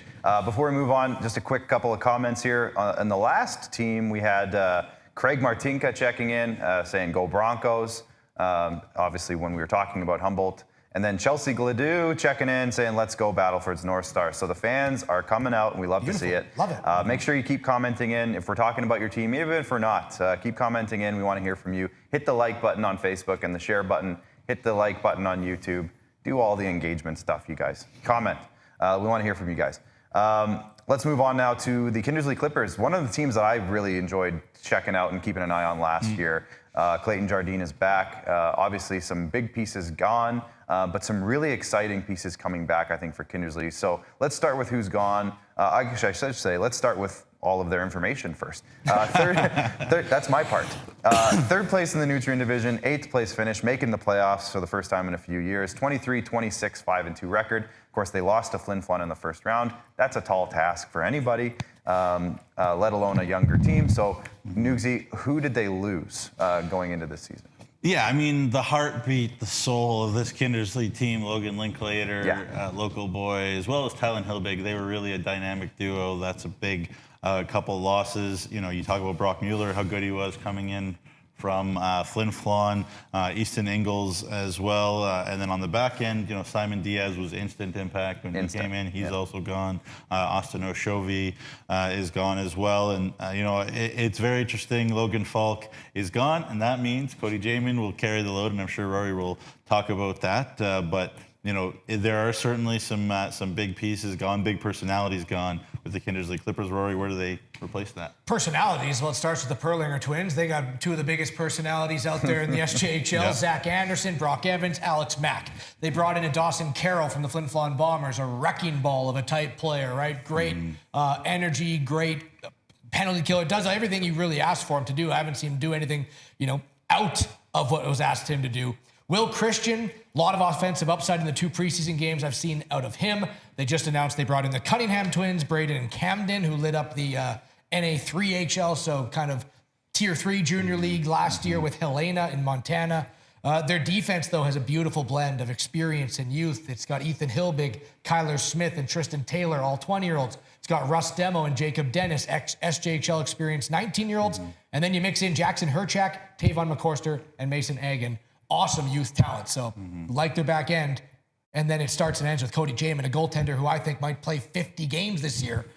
And it might be a dark horse for goaltender of the year. Yeah, he might be this year's like James Venn from last year. He's going to play a lot. One thing in talking to Clayton Jardine just about their defensive group, obviously it was a young group last year, and we commented on that a lot of how they didn't have very many 20-year-olds, and that was why Simon Diaz was so important to bring in. Nathan DeGrave's another one who was injured for a lot of the season and came back, but what he said was that situation being how it was meant that those guys that you just mentioned, the Demos, the Dennises, all those guys got so much more playing time early in the year, probably got forced into some situations they weren't really ready for, but it's going to prepare them for this year so much better. So look for Kindersley to have a really solid group coming back, Newsy. Yeah, you kind of made my point there. Sorry, Newsy. No, it's fine. I just wanted to sound smart for a change. You talked about saying I really enjoyed watching the Kindersley Klippers last year, and talking to Clayton Jardine about the Klippers last year, he said that as, it's fun to watch. It's not as fun for coaches because they were up, they were down, games were always wild, there were lots of 1-goal games, and you at some point you got to be solid and have structure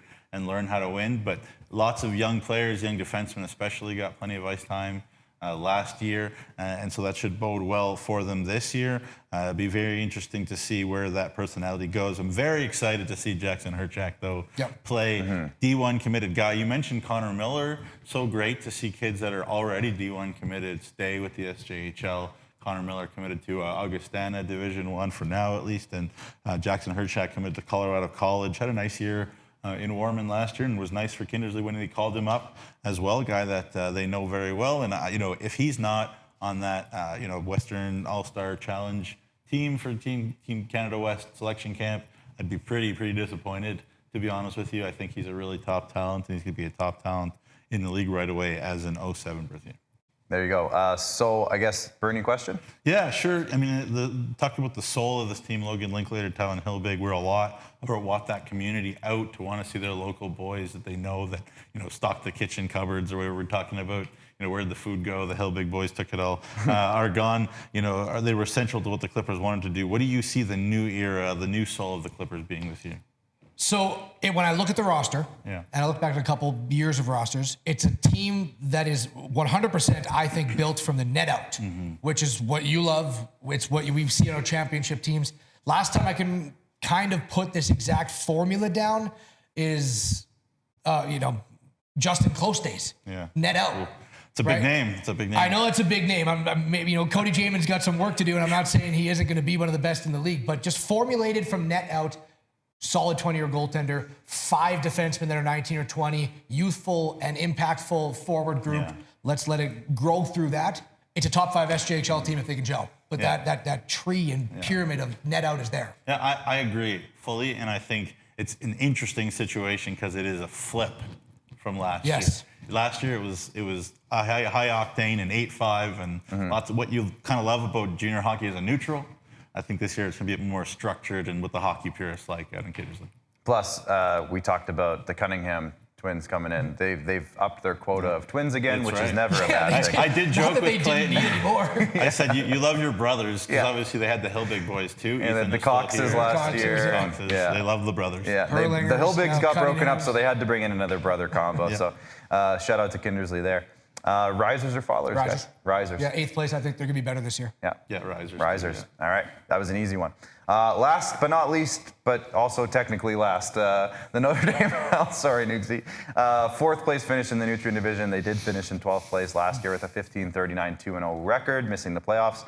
I mean, Nugsy, do you want to start with the departures here? It was a younger team last year, but they did have some really key departures. Yeah, people keep saying that they're a younger team, and people keep saying this team or that team is a young team. That last year was as old of a Notre Dame team I should as say, I've seen pretty much ever. And they're still young, kind of. Oh, they're younger now for sure than they were last year. Yeah. So I was like, I guess you're right. I don't know. It depends on your perspective. They lost Alexander Hollins, a guy a lot of people around the league were big fans of. Cole Werren, Kyle Calamaris, Vinny Palmerine is a huge loss in a lot of ways. Van Egger, Davis Sato in terms of character, Carter Hines, a young prospect as well. I think this is a very interesting group that needed a refresh. So the fact that they have so many guys out and new guys in, maybe for a 12th place team that wasn't that young, isn't the worst thing in the world. Obviously, they lost Mateo Speranza too. But again, it's a thing too, Rory, and I'm sure you would agree. There's just so much unknown that to make any kind of solid predictions is extremely tricky. So it's really thin on upfront return. It's really thin on returners in general, right? But I mean, that's kind of similar to what we've seen the past couple years from Notre Dame. A lot of young new players come in. They try to make an impact. But you still got guys like Marko Djordjevic. You got McLean Cooney, DJ Frygang. That's about it up front. Liam Hunks, he was fantastic last year. Does he have a chance to win Defenseman of the Year? Absolutely. I know sometimes we lean a lot on point production from defensemen. So Notre Dame's going to have to find a way to score goals in order to get Liam Hunk's point production up there. But I do believe he'll be one of the best defensemen in the league. Ripley Garden and Ethan Andrews, sneaky get for that draft pick from Laurent. I was a big Ethan Andrews fan. And Spencer Borsos in net will provide great stability. So where will the goals come from? That's what we're discussing in a bit. However, they are certainly going to improve on their league high 262 goals against. I think they'll be harder to score against. Well, that's what I'm more comfortable saying after watching training camp in the preseason, is that this team will be much harder to play against. Where will the offense come from? There are young players that I really like that I think are going to really impress people right away. I think of Ian Boers, who's really impressive for Team Manitoba at the Aboriginal National Championships a year ago, and Neka Jean, who was a late cut from the Moncton Wildcats of the QMJHL. Those two guys, really exploded onto the scene. But just overall, I see the team structured to be a lot, stiffer, a lot harder to play against. And honestly, the way that Spencer Borsos played, I know he gave up 12 goals in 2 games there in North Dakota in that little trip to Bismarck, but that really speaks to how good the Bismarck Wildcats were more than anything, because Spencer was absolutely miraculous over those 2 games. He is going to catch some eyeballs. He is, in my opinion, and you can call me biased, He is one of the best goalies in the Saskatchewan Junior Hockey League. William Hunks is one of the best defensemen in the Saskatchewan Junior Hockey League. You build from there and see what happens with these young players. But at the very least, these young players have some great veteran models, some great leadership. You know, you throw in a McLean Cooney in that mix as well in terms of veteran leaders that play the game the right way, look at the game of hockey the right way. I think it'll be a really good year of growth for this Notre Dame team. No, was that the burning question? Where are the goals coming from, or what do you have for a burning question? Yeah, where are the goals? That was the goal. That was the burning question. Riser or faller, guys? This is going to be tough. I mean, it's kind of this opposite of what we talked about with Flin Flon and Melfort, right? It's like they were at the bottom, so do we expect them to be a little bit better than last year, or about the same? Last year they won 15 games. Yeah. So I'm going to say a slight riser from that. I need to see where these goals are going to come from, but they're definitely going to be harder to score against. Yeah. Could they flirt with a 500? Could they be 21 wins around that win? Absolutely they could. So that's a riser for me. Yeah, absolutely a riser. Just harder to play against. Spencer Borsos will keep them in games. When you're in games, that's job one. It has to be a riser for me. Okay, now, who do we think will win the Nutrien division, guys? I still have Humboldt. Yeah. I still have Humboldt. Yeah. Kindersley's going to really push them. And I don't think Battlefords is going away. No. I don't think they're going to be that far off. Well, I have them making the playoffs. Could they do it in the division? 100%. But I have Humboldt by less than 5 points. This is going to be a tight division. It's going to be a really tight division. Yeah, if Logan Cunningham comes back from Battlefords, that'll be very interesting for me.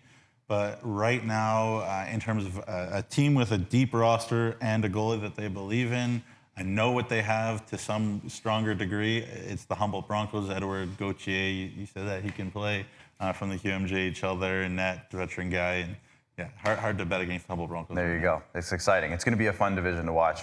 Now, I'm going to wake up Kyle now. I'm going to give, he'll wake up just give it a second. He's about to wake up. I'm going to give a big blanket warning to everybody watching right now. If your speakers are turned up loud. This is going to be great. If your speakers are turned up loud, we have a new, it's not a new feature, but it's a new introduction to the feature. Let's go. For years now, just started last year in terms of officially being named this, or 2 years ago, I guess. Noogs and Notes, where Noogsy gives us some news around the league. We have a new animation to kick it off. And again, if you are listening on speakers that are turned up loud, this is your warning. So I'm going to say, Bryce, on you. It's up to you, buddy. Here we go for News and Notes. It's news and notes, news and notes, news and notes, news and notes. So we had little Professor Noogsy there, and Pretty good. Pretty good. I think that's the first time Rory's actually seen it. I've never seen it. Noogsy's been dancing to this song in our office for the last month since we got that thing. Let's play it one more time, just so Noogsy. We'll just do a transition. Go ahead. It's news and notes, news and notes, news and notes. Little gap in my tooth. Yeah, got the tooth. Yeah, we got everything, and we got the professor jacket on there. The IKS guys just totally outdid themselves. So yeah, I'll try to keep this brief. I don't want to take too much thunder from Commissioner Kyle. Yes, you do. But I do want to mention that right off the top that there is no Warman showcase like we've had the last many years, where teams are playing each other. The two teams are playing each other, whatnot.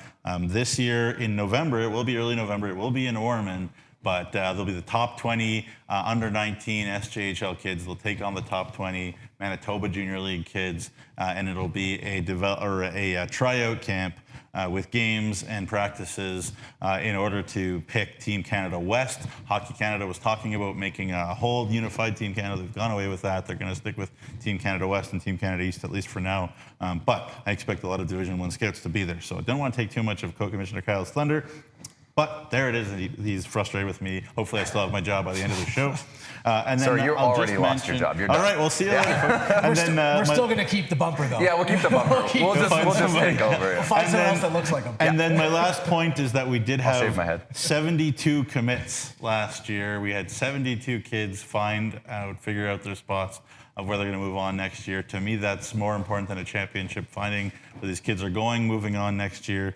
13 of them Division I. So very excited, and I expect a lot more. There's going to be a lot of young kids this year. So there you go. There it is. News and Notes. We don't have we're not going to do it again. Maybe down the road we'll do it on the outro as well. Well, you got something coming up too for you, so you just stay tuned. We'll hit a break now. After the break, Commissioner Kyle McIntyre is going to be joining us to just hype up the season a little bit more than we just did. So stay tuned until after the break. Your new truck trade-up has arrived at Capital GMC. Volume pricing is back. As inventory levels go up, prices come way down. And right now, we have over 250 brand new GMC Sierras to choose from. Lease a Crew Cab 4x4 Pro Edition for only $269 bi-weekly plus tax with $0 down. Or work with our finance experts to get the best available rates. Plus, GM certified pre-owned inventory is back too. Shop over 150 vehicles, all makes, all models. It's finally time for your new truck trade-up, only at Capital GMC.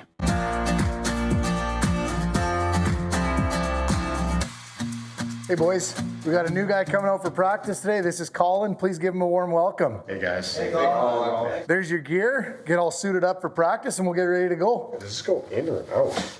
It goes in, yeah. Yeah, it's just the front. Yeah, there you go.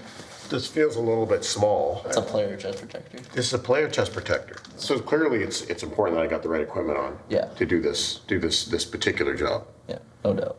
Otherwise, bad things can happen. You can get hurt. Well, you guys are gonna show me how to do this, right? Of course.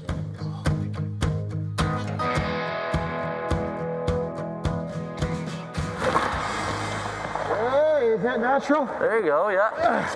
Looks good. We're all stretched out. This is a lot like mentally preparing at the workplace and being physically ready.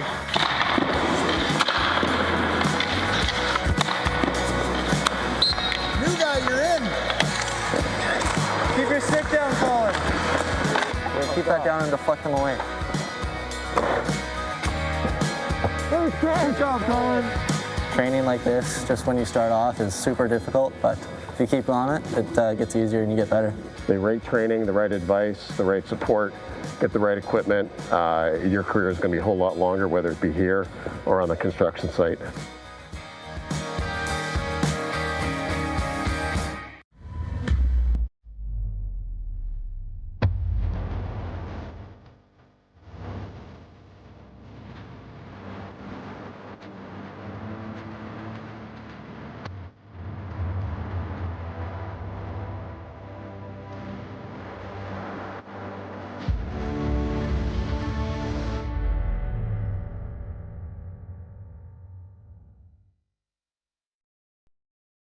As a student, things can pile up fast.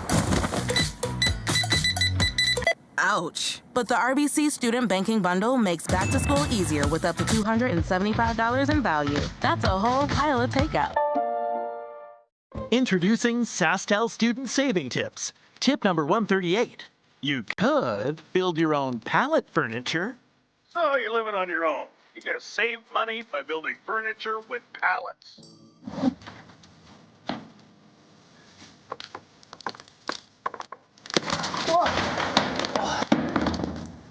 Or get Infinite 150 for only $50 a month with SaskTel student deals.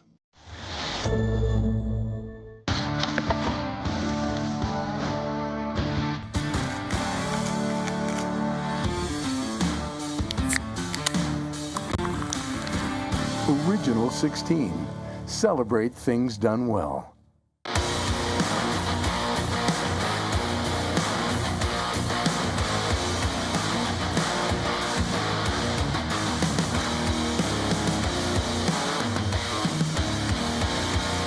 All right, welcome back to SJHL Weekly. Of course, this is our big season preview show, and we can't have a season preview show without bringing on the commissioner of the league itself. Kyle McIntyre has joined us. He's graced us with his presence on stage. Kyle, welcome to the show. Well, thank you for having me, gentlemen. That was a great first segment. Yes, absolutely. It was a big first segment, but we're here. We're here. And thank you for being so patient on the side of the set here. First off, how was your summer? How excited are you for the season to be coming back? Well, you know what? Summer was outstanding. Of course, there's always league business during the summer. Like as Nugsy has learned in his new role, you are never completely away from the hockey, but had a relaxing summer. We have both our kids off to university now, so my wife and I have an empty nest, which means I'm going to be spending more time in SJHL rinks. So enjoyed my summer, played a lot of golf, went to the lake a little bit, but still did lots of hockey, and that's why we're all here. We're all passionate about the SJHL and all passionate about hockey. Yeah, now you and I played golf this summer at the Battlefords North Stars summer golf tournament. What was the nicest course you got out to this year? Oh, geez, that's a tough question. I mean, Jackfish is a beautiful course, obviously. Played a lot at Elbow this year. I enjoy Elbow. Played the Willows a few times. Connor Tate from Creative 11 was supposed to take me out to Riverside. So I am still waiting for him and Chase Wow, Porter wow. to have me out there, but probably Elbow and our home course at Elmwood is a beautiful course as well. So Yeah. I enjoy golfing, enjoyed the camaraderie, played lots with my wife, and had the opportunity to play with you and Jacob a couple times. And although our score was not very good, we did have some good company. We didn't win the tournament, so let's just say that. Before we dive into this year, Kyle, last year, an extremely exciting season. The Melfort Mustangs represented so well at the national championship. What did you take away from last year that you can now move into and apply for this year? Well, I'll tell you what does the SJHL always show us? Incredible parity, right? And so again, anyone can win on any given night. And certainly, we saw in the championship, I think everyone, myself included, were prepared to award the Flin Flon Bombers with the Canterra Seeds Cup. But to Melfort's credit, they were never healthy all year. It was always next man up. Every single player in that roster contributed on that run. And it really goes to demonstrate and show you that if you play an honest game and do all the right things and you're a good teammate and you accept your roles and responsibilities, you're going to have success. And certainly at Oakville, the Melfort Mustangs were outstanding ambassadors, not only for our league, but for the community of Melfort. And really, they are one shot away. They could have won that championship as well. So the SJHL continues to be Canada's premier junior A hockey league. Yeah, it was a lot of fun there in Oakville, absolutely. I got to ask you, in this day and age, Kyle, everybody's talking about losing players to this league or that league and sort of all the turmoil that may be out there in the outside world. It seems like one of the answers has been this Western development model that has come out. Maybe you could fill everybody in sort of what exactly that means, what that means for this year, and why do we need it? Well, I can't do it in 15 seconds or less, Nugsy, but certainly... I'll take 15 minutes. The Western Canadian Development Model is a new, unique partnership and pilot. A partnership between the MJHL, the AJHL, the SJHL, eventually the BCHL, the Western Hockey League, and the Western branches. And this is the first time that all these hockey powers or hockey leaders have ever worked together collaboratively in over 30 years. And so it's exciting possibilities. Phase one, of course, is that we're playing under some new playing rules this year, that we are going to see a return of visors for the players 2006 and older. And so certainly we have some exciting rule changes. We are a developmental league. A number of our broadcasters, our officials, our players, they all transitioned to the Western Hockey League. A lot of our players transitioned to NCAA. And so we wanted something that was going to make our leagues more exciting, more palatable, more attractive. And we certainly think that phase one with the rule changes are going to be something that's really going to attract a lot of interest, and we're going to see a lot of exciting changes. And it's going to be great for our players first and foremost, and it's going to be great for our officials and our coaches, where we are also always developing players, coaches, broadcasters, and officials, right? So looking forward to it. Are you able to hit us with a couple of these rule changes? I know in the preseason I saw twice actually throughout the 4 games a delay a game. So it's no longer that the goalie flips it over. Anyone in the defensive zone, obviously, like you see in the NHL or WHL. Yeah, the quick one, of course, is the visors, right? And we heard from lots of the kids when Hockey Canada brought in that movement towards full facial protection. Probably 90% of the kids that we surveyed in our league were not in favor of it, and they wanted to wear it even if they had to sign a waiver. So that, first and foremost, the half visors are back. That's going to be exciting. We're going to see some rule changes. Puck over the glass, delay game is one of the rule changes we're going to see. Last year with the CJHL rules, high stick was always 4 minutes for a penalty. What you'll see the difference in the Western League, if there's a high stick on a follow through from a pass or a shot, that's going to be a 2-minute penalty. Checking from behind was usually automatic game misconduct or a 5-minute major. Our refs now have the flexibility to call a 2-minute penalty. That player will stay in the game unless the player had some malicious intent. And then, of course, it can be jacked up to a major and an ejection. Net gets knocked off during an offensive scramble. A player has a clear scoring chance. That will now be a goal, right? It won't be waved off because the net's been knocked off. What would be another one I would think of?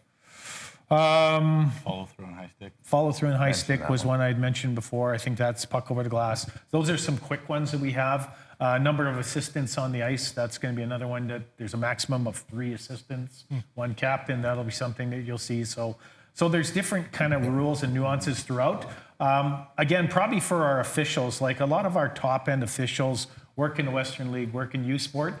And so it's going to be easier for them, not having to move back between different rules and regulations. So looking forward to it. We've sent out lots of notices, lots of summaries to our coaches, Brad Howard, Paul Raycroft, and Chad Marshall, our Department of Player Safety. They're moving out. They're meeting with teams this week and next week, and they're showing some of the highlights and showing some videos. So we're all pretty excited about it.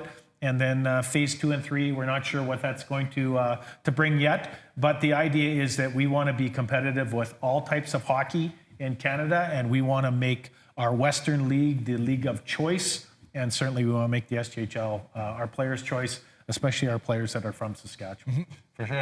Again, I mentioned it in Nugs and Notes, but one of the ways that we all hope makes the SJHL and just even playing Junior A on the prairies more attractive is this Western All-Star Challenge that's in Warman. Why do you think there was a need to change from that old model, and what do you hope from this one? Well, I'm always someone that's open to growth and development and change and reflection. And, over the last couple of years, I've really got to know a lot of the scouts and a lot of the players. And we really wanted to talk about what was really going to be the best opportunity to profile our players, because, of course, we want to develop players, help them transition onto post-secondary hockey opportunities or future hockey opportunities. And we really, our scouts really want to see the young guys, especially the 06s, the 07s, the 08s that might be in the league. And so Kevin Surratt from the Manitoba League, he and I worked together in a collaborative manner quite a bit. And we were talking about actually having a physical training camp for Team West this year, because the last few years they've been virtual, or the kids have been chosen through video or through scouting. And so we actually wanted a competitive training camp where we'd have the top players from Alberta, Saskatchewan, and Manitoba compete for positions on Team West or positions in the Team West training camp. And so that was our goal. We may or may not have Alberta involved with it, but Manitoba and Saskatchewan are on board for sure. And those players will be competing for spots on Team Canada West. And I'm hopeful that we're going to have some SJHL staff that are going to be part of Team Canada West. And so we'll be following the Team Canada format for that camp. And I know that we're going to have lots of scouts. I know that we're going to televise a couple of our games on ICAS Media.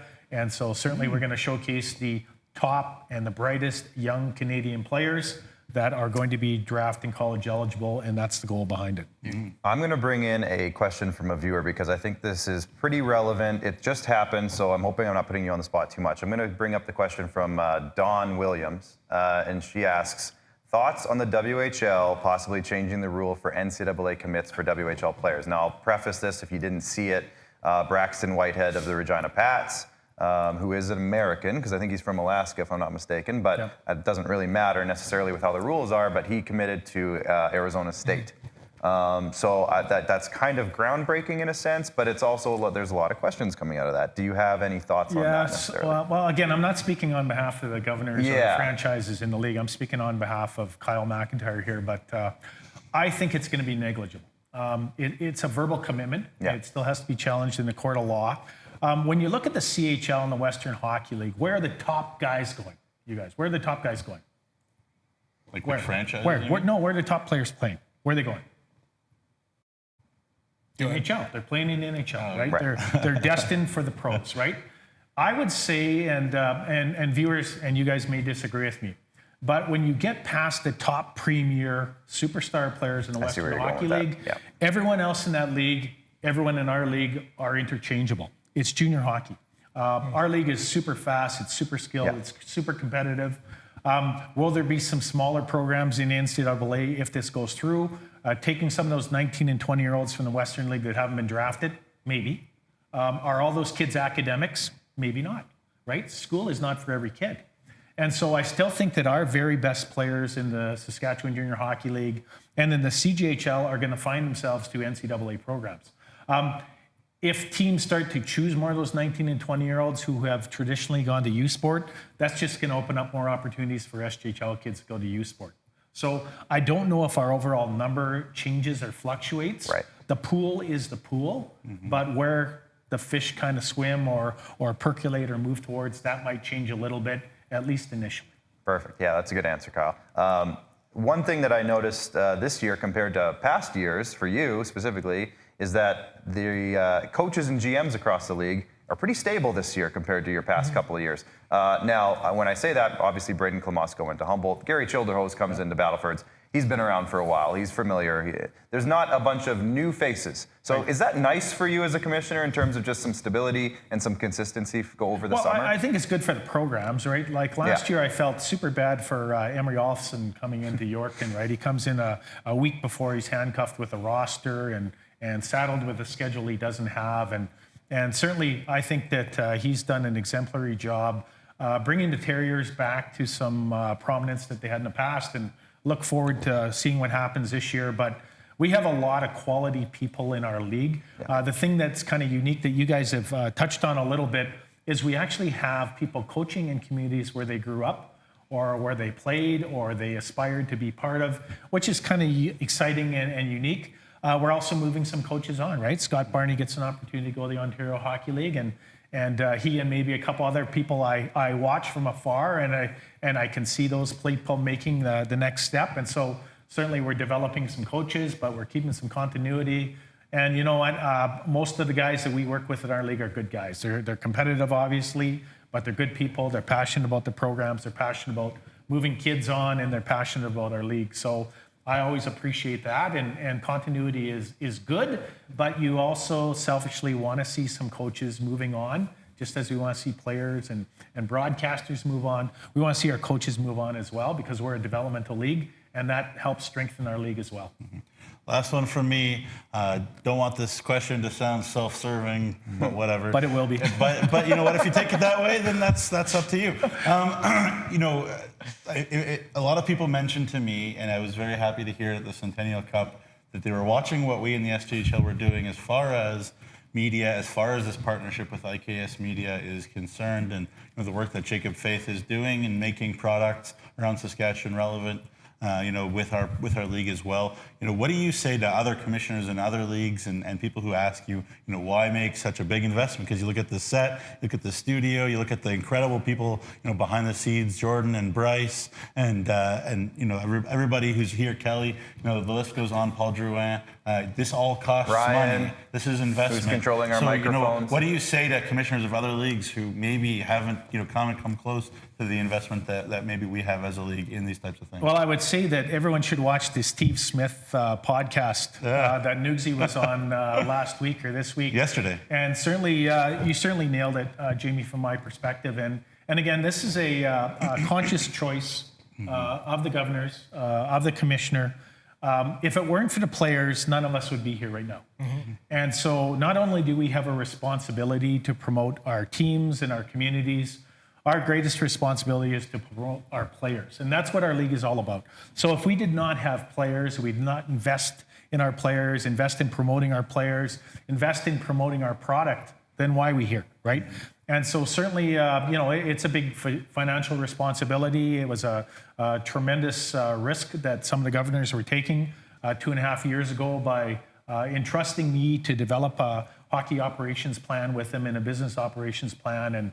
And the primary focus is our players, right? Promoting our players, promoting our league. There is no junior hockey league in Canada, and that includes some of our new partners that do what we do here in the Saskatchewan Junior Hockey League. And I truly believe, biasly, watching the last 4 Centennial Cups, we have the best league. We have best caliber of play. We have the best parity. We have some of the best players. We have some of the best coaches. And we have some of the best programs in Canada. And so why wouldn't you want to play in Saskatchewan and be part of this excitement? And you know what? The best is yet to come. You know, we're not complacent. We want to continue to grow and get better and be more prominent on the national scene. And certainly when we were at the Centennial Cup in May, June, we were the talk of the Centennial Cup, as were the Melfort Mustangs and the Flin Flon Bombers, the Humboldt Broncos, some of those teams, and what we were doing and what you folks are doing as a media team to promote our league and promote our players. So we're proud of that. That's an important focus. It will continue to be a focus as long as I'm commissioner, because it's all about the players. Yeah. Last one for me, Kyle, and then we'll let you go, I think. League financials are always fun to talk about. Last year, obviously, we saw the Yorkton Terriers really rally behind their team. And, you know, it's paying off this year with a huge season ticket base. They've made some renovations to the arena. A lot of excitement in Yorkton, as one example. you can talk about the league as a whole, like what Jacob Faith does and yourself, or talk about the teams in general. The strength of the league right now, I guess your confidence level and the strength of the league right now, where are you at in that? In terms of that? You know what? Like it's good sometimes to have a wake-up call, right? Because always something good comes out of a crisis. And so certainly, you know what? Junior hockey is cyclical. There are times when programs thrive, and there are times when the programs don't thrive. And I mean, really, you have to have a competitive product. You have to have your players doing outreach in the community, whether it's with seniors or whether it's with schools or with its minor hockey, because in Saskatchewan, people are passionate about hockey. In the SJHL, people in communities are passionate about hockey. Sometimes when teams don't do what they need to do to continue to build and grow and maintain that relationship, people become complacent. And so again, sometimes you need a bit of a crisis to alert people or wake people up or to remind people. And certainly that is what's occurred in Yorkton. But I would say generally right now, the rest of our teams in our league are in good fiscal shape. I've been requesting and reviewing financials here for about the last couple of months. I'm happy with the direction that a lot of our teams are going. I'm happy that you're identifying rising or falling with your prognosis. I think a lot of the teams that you have identified are not only thriving in terms of the hockey product, but in terms of their business operations and their marketing. Because I think our teams have also seen that although we do lots as a league, it's still important and a responsibility for the teams to also promote their own team and their own players, and for all of us to work together in a collaborative manner, in a symbiotic manner to do what's best for the league. And I think we're seeing that now. I think you're seeing teams with strong play-by-play personalities, with teams with strong social media departments. I think you're seeing teams identify that, hey, you know what? We need activities outside of season tickets and sponsorship to generate excitement and revenue and income and partnerships for those teams. So I think I'm seeing more of that here in the last year and a half, and I think we're on the right direction and we're on the right path.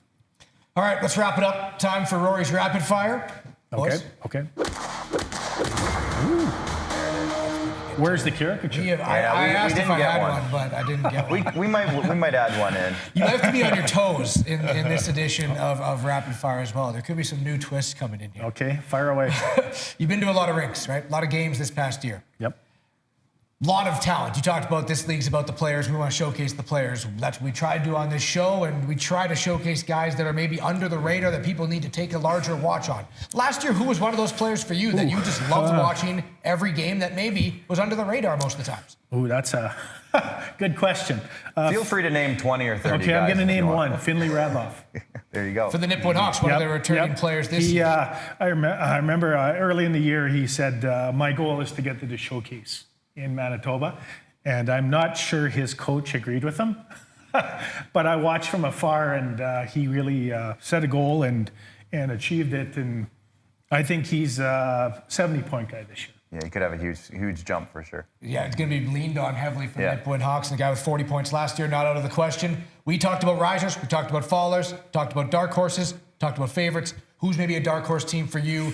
Keep your eye on this whole team to rise up the standings and make a push. Oh boy, you're paint me in a corner here. Feel free to name all 12. Mike, I'll tell you what. It's just one that's going to improve. Yeah, you know, and I think there's a few teams that I think will improve. They're going to be younger, but they will improve. And I think that Kindersley for me would be one. They're going to be super young up front. But in the exhibition games I watched, I think they have lots of skill. I think they're going to be good. Yorkton, I think, will be offensively a team to watch, as you identified. They got about 8 or 9 guys that have some experience. Not sure about the back end. Ethan Farrell might get lots of rubber. I think Yorkton, Kindersley would be a couple teams to watch. Maybe the Hounds. I'm not sure. I haven't seen the Hounds. I've had some NHL scouts ask me about some players on the Hounds. And so certainly looking forward to seeing them Sunday night. I'm going to make a bit of a tour this weekend. I'm going to be in Yorkton. I'm going to try to get to Melville. I'm going to be in Weyburn. I'll be in Notre Dame, and that'll get me look at about 8 teams in person where they're actually playing their regular lineup. So I might be smarter after that, but I think initially probably those 3. Yeah. What is the capital of Finland? Ooh, geez, of Finland. I told you you had to be ready for That's something. a very important question. I don't know if I know that. I want to say. You can tag Nugsy if you don't. I better phone a friend. Nugsy, what is it? Home of Jokerit in oh, really? Great League Helsinki. Helsinki, Finland. There you go. Okay. What was your lowest golf round of the summer? Oh, my lowest? I played elbow. I had a horrible front 9 one day in elbow. I shot 52 and then 38 in the back. Dang. So a combined 90. Yeah, but the back 9 at elbow is, if you've ever played the back 9 38's respectable is what you're saying. It's a super tough 9, the back 9. Mm-hmm. They actually have on one of their holes, I think it's on 16, they have a tribute to the Humboldt Broncos as well. Yeah. Oh, that's awesome. I've never played elbow, but I've heard you should play it. My it's grandpa nice. hit a hole-in-one on the par 3 over the trees in the back. that one? Yeah. Do you have any hole-in-ones? I have 1 hole-in-one in East End, and I was playing by myself with 2 balls, so I don't count. I don't count it. That's 0. And I have a very sore left elbow. We're going to do over-unders in the final segment. So just 1 over-under for you. I love this rule. I'm a huge advocate for the delay of game penalty. I think it's needed for responsibility in the defensive zone. It's also in the NHL and the WHL, so why wouldn't it be in our league? Over-under 7.5 games, though, decided by a game-winning goal on a power play as a result of a delay of game penalty. Oh, I don't know. I'm under.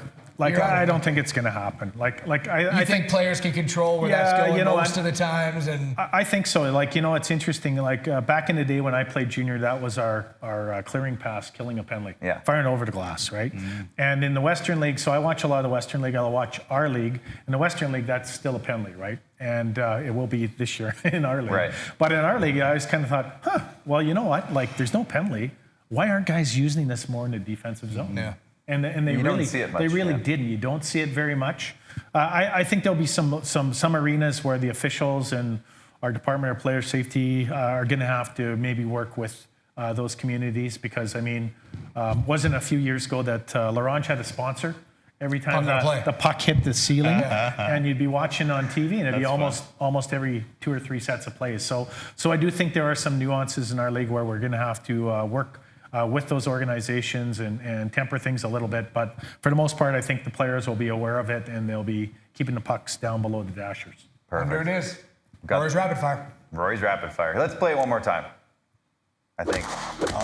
They're on it today. First show. They're on it. It's pretty rapid. Rory's Rapid Fire gets an outro. Kyle, thanks so much for joining us. I know it's one of the busiest weeks of the season, honestly. The kickoff week is a busy week, so we'll let you get back to it, but thanks for joining us today. Well, and thanks for having me, guys, and that was an excellent first edition. Thank you very much. Well, we're not done yet, Kyle. Okay. There's still a whole ways to go. It could crumble and fall from here on out. We could be risers or fallers coming up after the break, but we will be back with one more segment, so stay tuned after the break. The Chevrolet Silverado 1500. Advanced power and capability to tackle the long hauls. Style to make a statement on the streets. Visit ChevroletOffers.ca to learn more.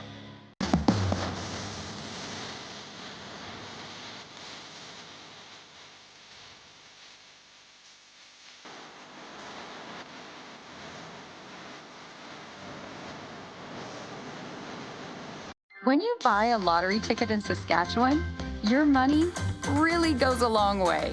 More than 12,000 sport, culture, and recreation groups receive funding from Sask Lotteries every year.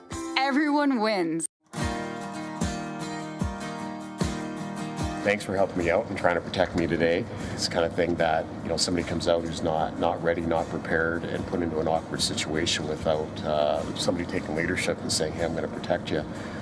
It's going to shorten people's careers, and that's a big reason why we exist, and what drives us to do what we do.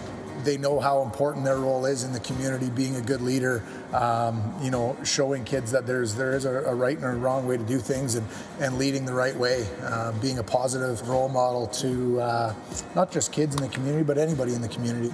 Coach said a lot of great things that are really consistent with the values that we have at the SCSA, and respect for those around us, respect for those that we work side by side with, leadership, and part of that is being innovative and collaborative and solving problems together. Really, the last one that you touched on was integrity, doing what's right and doing it the right way, and those things just yield incredible results, not just in terms of making things safe, but really being productive and striving, whether it be in a game or in your life or in your business. I think absolutely we try and fill the roles of all those values and just try to be the best people we can, really, not only for ourselves but for our teammates and for the community around us. Had a lot of fun today. Thanks, guys. You're very welcome. Thank you.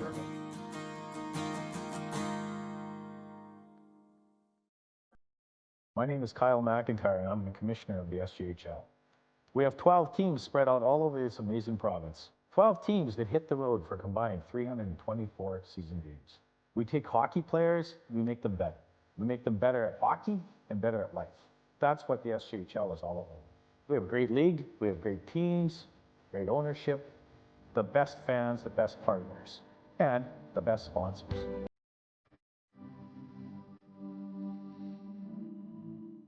Introducing SaskTel Student Saving Tips. Tip number 236. You could dye your own hair.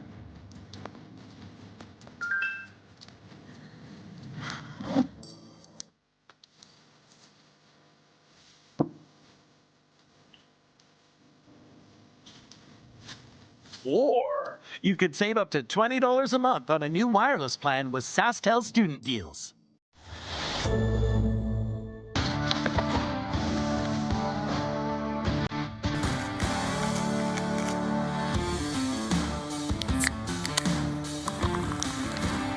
Original 16. Celebrate things done well.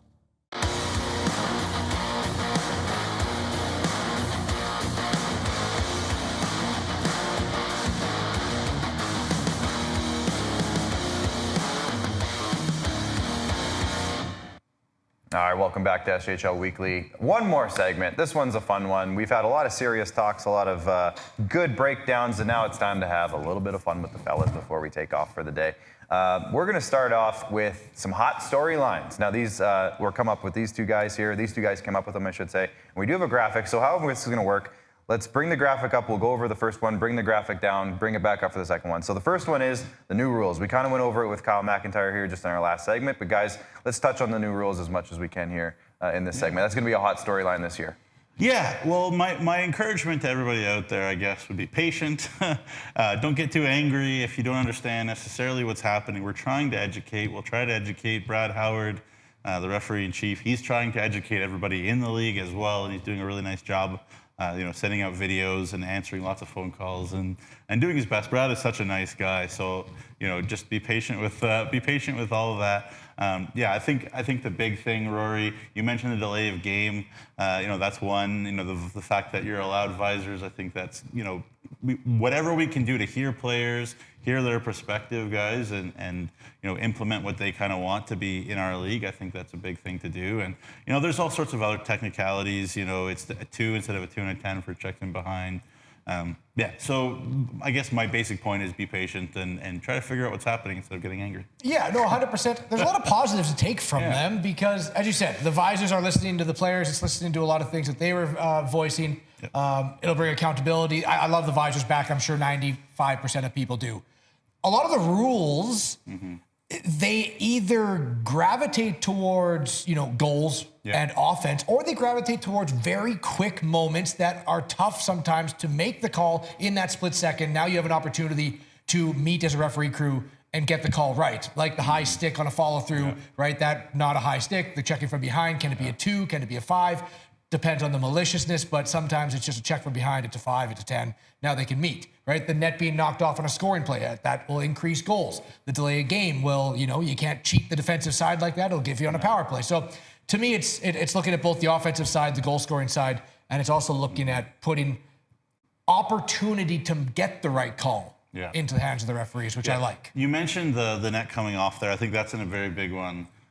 Just the fact that the referees will have more discretion, that the puck would have gone in the net in certain situations, that it's really unfair that the net went off or came off, and they're going to still award it good goals and have more discretion to do that. I like the fact that if you take a shot and you're trying to move a puck as opposed to not being in control of your stick, you just happen to glance and it hits a guy in the face, refs have a lot more discretion. There's a little bit more power in the hands of the refs to make what we would consider maybe common sense decisions. Correct. And that's what I want to see. But yes, people do need to be patient because also there will be a learning curve like there is on anything. Yeah. You're going to see calls you don't like. You're going to see calls you like. Yeah. It's going to happen. But we'll get used to it. It won't be a topic in a couple of months. No. The league is rigged. We all hate your team. That's how it works usually, I think, right?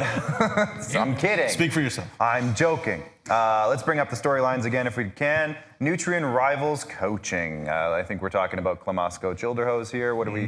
This is going to be a big storyline, I think, for the season. Well, just quickly, the dominoes could have fallen other ways. Battlefords and Humboldt advertised different coaches, yada, yada, yada, bylaws, yada, yada, yada. This is the way it had to be, in my opinion, for Braden to be in Humboldt. He got married. Congratulations. We're really happy for you, Braden. We all love you, of course. Chili, he's a hometown boy. He deserves that job. He had that gig lined up in Kindersley, if you guys remember. Yep. And then it didn't really work out, after he was done there in Flin Flon. But we talked about the mentorship that Chili's had over the years. Mike and Braden, two of the best coaches in SJHL history, period, full stop, have mentored him. So we feel like he's ready. And it's going to make that already great rivalry really spicy. So get your Battlefords Humboldt tickets as soon as possible, because those two guys love each other like brothers. And when you have brothers, Rory, as you know, because you have a bunch of them, you probably want to kill each other. Yes. Yeah. It's super cool not only to see the Klamosko going home, right? But you just never see in the span of one off season a coach go from one divisional rival to another divisional rival. His assistant coach comes up, beats the head coach of the former divisional rival. The storylines when these two teams meet in the first meeting on October 11th back in the Battlefords are just writing themselves. And you expect both of them to do amazing things, but this is a story. And it's really, really cool. And I know leading up to October 12th on this show, we're kind of going to be talking about it. And both coaches are going to want that win bad. Yeah. And it's awesome. It's awesome. Before the game, someone will be chopping all sorts of onions, I'm sure, for Braden Klamosko. The video tribute is going to be fantastic. No pressure, Tyler Beach. Yeah. Let's bring up the storylines again. Number 3 is going to be the growing youth movement. This is an interesting one, guys. Mm-hmm. Yeah, I mean, every year we are seeing young players come in, at that 17, 16-year-old and make an absolute statement, get Division I, right? If they stick in the SJHL, even if they don't get the Division I, guys, like Spencer Bell comes back as a 19-year-old, then as a 20-year-old in the SJHL, really proves that he has what it takes to get the Division I. Youth is coming in. We've looked at Nipawin, right? They're not going to have a lot of 20-year-olds, but they're going to have guys like Connor Watson, Jack Jansen, Will Witter, Corbin Schnurr. 4 draft picks. That's what the draft's about. That's why they're drafting the year older and the year younger. Mm-hmm. You can bring them in. You can develop them through your team. You can get them a Division I contract until they're ready to go to whatever the next level is. And that's what the SJHL is for. And I think we're going to see even more this year. Yeah. 72, you said, right? 72 commitments? 72, yeah. Crazy. Great, yeah. Hey, look, we all want to win. Every club wants to win. Every organization wants to win. Absolutely. How do you do that? You have experience. Absolutely. But what we are seeing and what the commissioner wants to see, what we all want to see in the league is more and more commitments, kids moving on, getting good spots, NHL eyeballs. How do you do that? Youth. Trust them. Put them on the power play. Put them on the penalty kill. We've seen Scott Barney do that for years. He's going to have Tegan Semcision and Ryland Hugh and guys like that too. Kyle McIntyre talked about, the Notre Dame Hounds, Fursten Lindorf. Man, I am so excited for a full season of Fursten Lindorf. Junior Hounds, he was so good for the AAA Hounds a year ago as an 07. He's going to get a big opportunity. Preston the Bearwald. Curlingers, Preston Bearwald getting his shot. The list goes on of these 07s. Maybe we'll see 08s. But there's going to be lots of good 07s. Lincoln Fisher, you mentioned. The list kind of goes on. It's going to be a lot of fun. Keep trusting those young players, and when they prove you right, that's good for everybody in the league, including yours. So love to see it. Yeah, and the Weyburn Red Wings just announced the other day that they also signed Jason McNichol, an 07 born Notre Dame forward. Hound high schooler. There you go. Good player. So there's just more and more, like you said. Let's bring up the storylines again for number 4. Number 4 is new showcases. We talked a lot about it already. It's a big story. Just quickly, I will mention, though, that there will be the SJMG showcase also in the new year in Winnipeg, where it's been, as far as I understand it. And that is good because we still want to showcase the 20-year-olds as well as the younger guys, and they'll get their shot. But we need to keep proving and developing these 19, 20-year-olds as well. So there won't be 20-year-olds. And not too many, I don't think, 19-year-olds either at the November showcase. But it'll be just like it always has been with all our best 20-year-olds that we know and love at the SJMJ showcase in Winnipeg in the new year. Yeah, so that one's not going anywhere. The last one on the storylines is dominant team. Now, this is going to be a good one because we talked about how much there's been some turnover this year, and we're not quite sure. The certainty around those top teams, we're not quite sure. It kind of looks like a tier system this year, whereas there's a tier maybe 1, there's a tier 2. What do you guys think about the dominant team storyline? Yeah, go ahead. Yeah, it's kind of that, right? Well, like the last 3 years, we have had that separation. 3 years ago, Estevan and Humboldt were 13 points above. Humboldt was 14 points. Estevan was above the third place team. The year Battlefords was 18 points above the second place team, right? Absolutely dominant. Last year was Flin Flon dominating the SJHL in the regular season. I think the storyline is that there is no 17-point buffer zone first place team this year. I think you're going to get first, 4 points second, 3 points third, 2 points fourth, right? Yeah. 1 to 4 is going to be close, and we haven't seen that in a few years. Yeah, and you know what? I think there's an element too that, Mike Reagan's team, he just ran over the league last year, and could it be that there was just a touch of a lack of maybe that adversity, that pushback from the rest of the SJHL until they got to the finals, and then they were surprised by Melfort, gave them a bloody nose right away. I'm not saying you want to lose a game and not be a dominant team. Everybody does, but I think that was the story of the final. They clinched first place when, a long time before the season was over. So I think this is good. This is going to be great to have a little run. We think to the finals. We could be surprised. Maybe the Humboldt Broncos just click and gel and dominate and smash everything all year. Maybe Melfort and Flin Flon, who knows?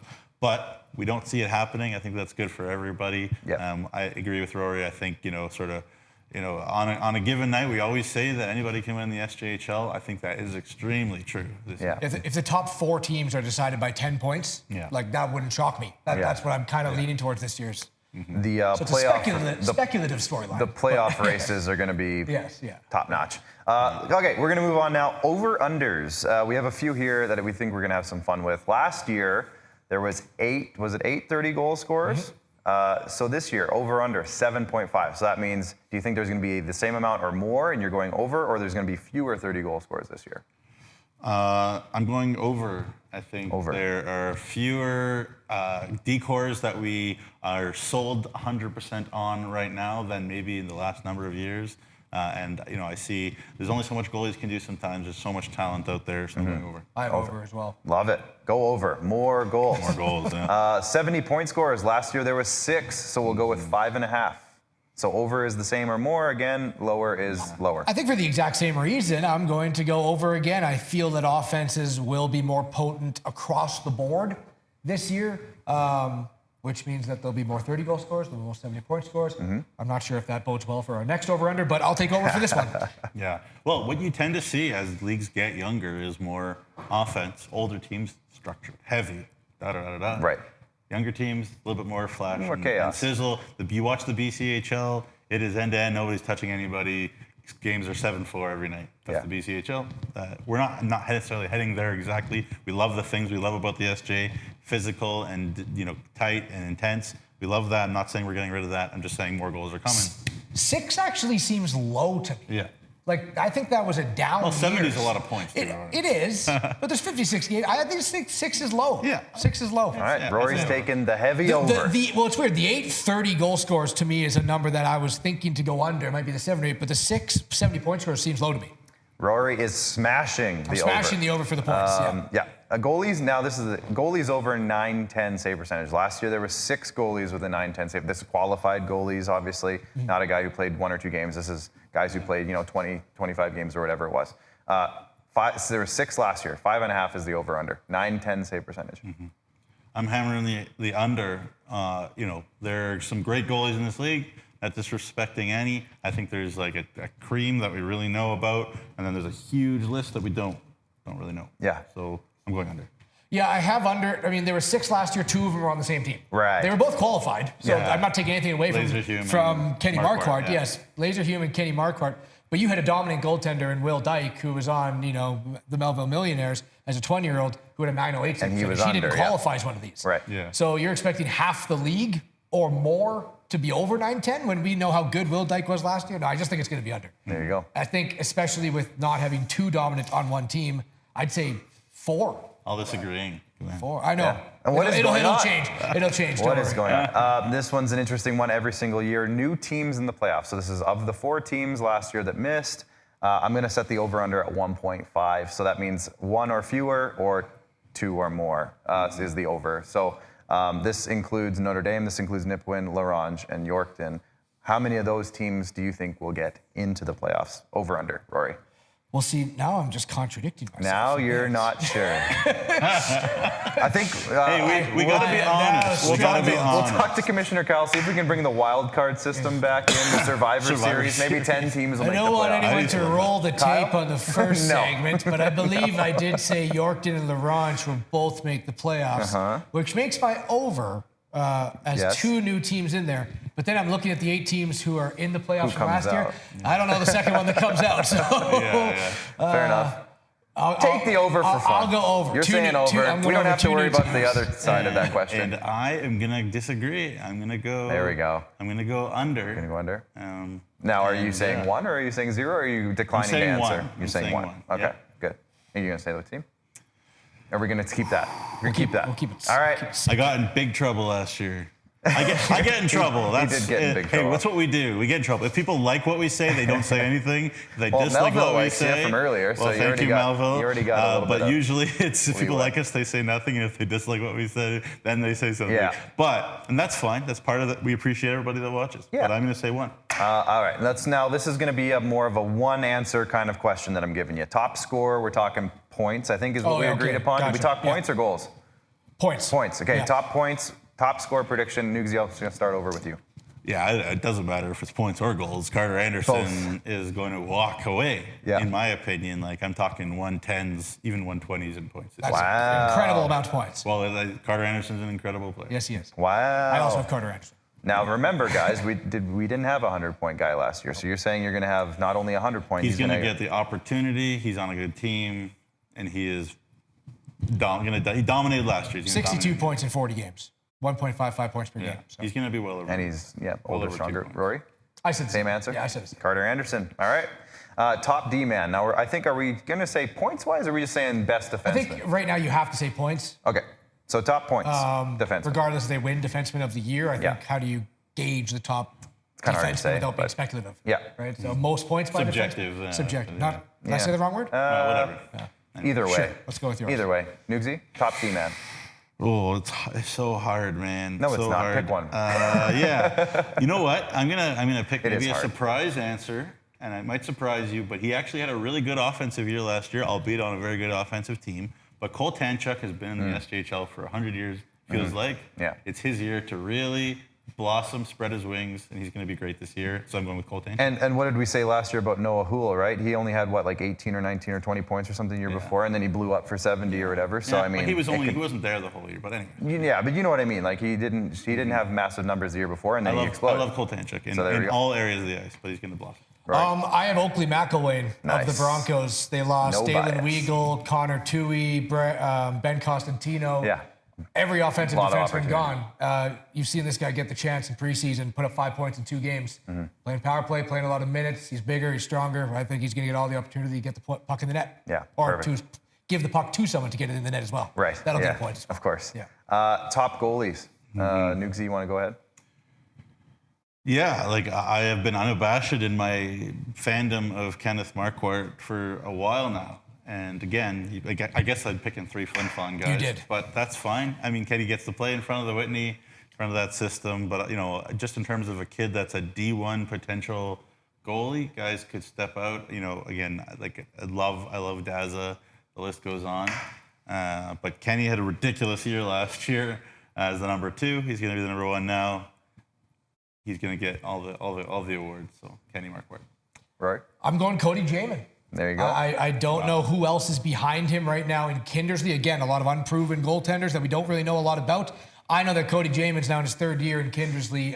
I've seen him get better and better and better every year, every game, and I wouldn't be shocked to see him play 49 games. So if that save percentage is high, if that minutes on ice is high, if the wins are high, and that workload is high, that's a goalie of the year candidate for me. Yeah.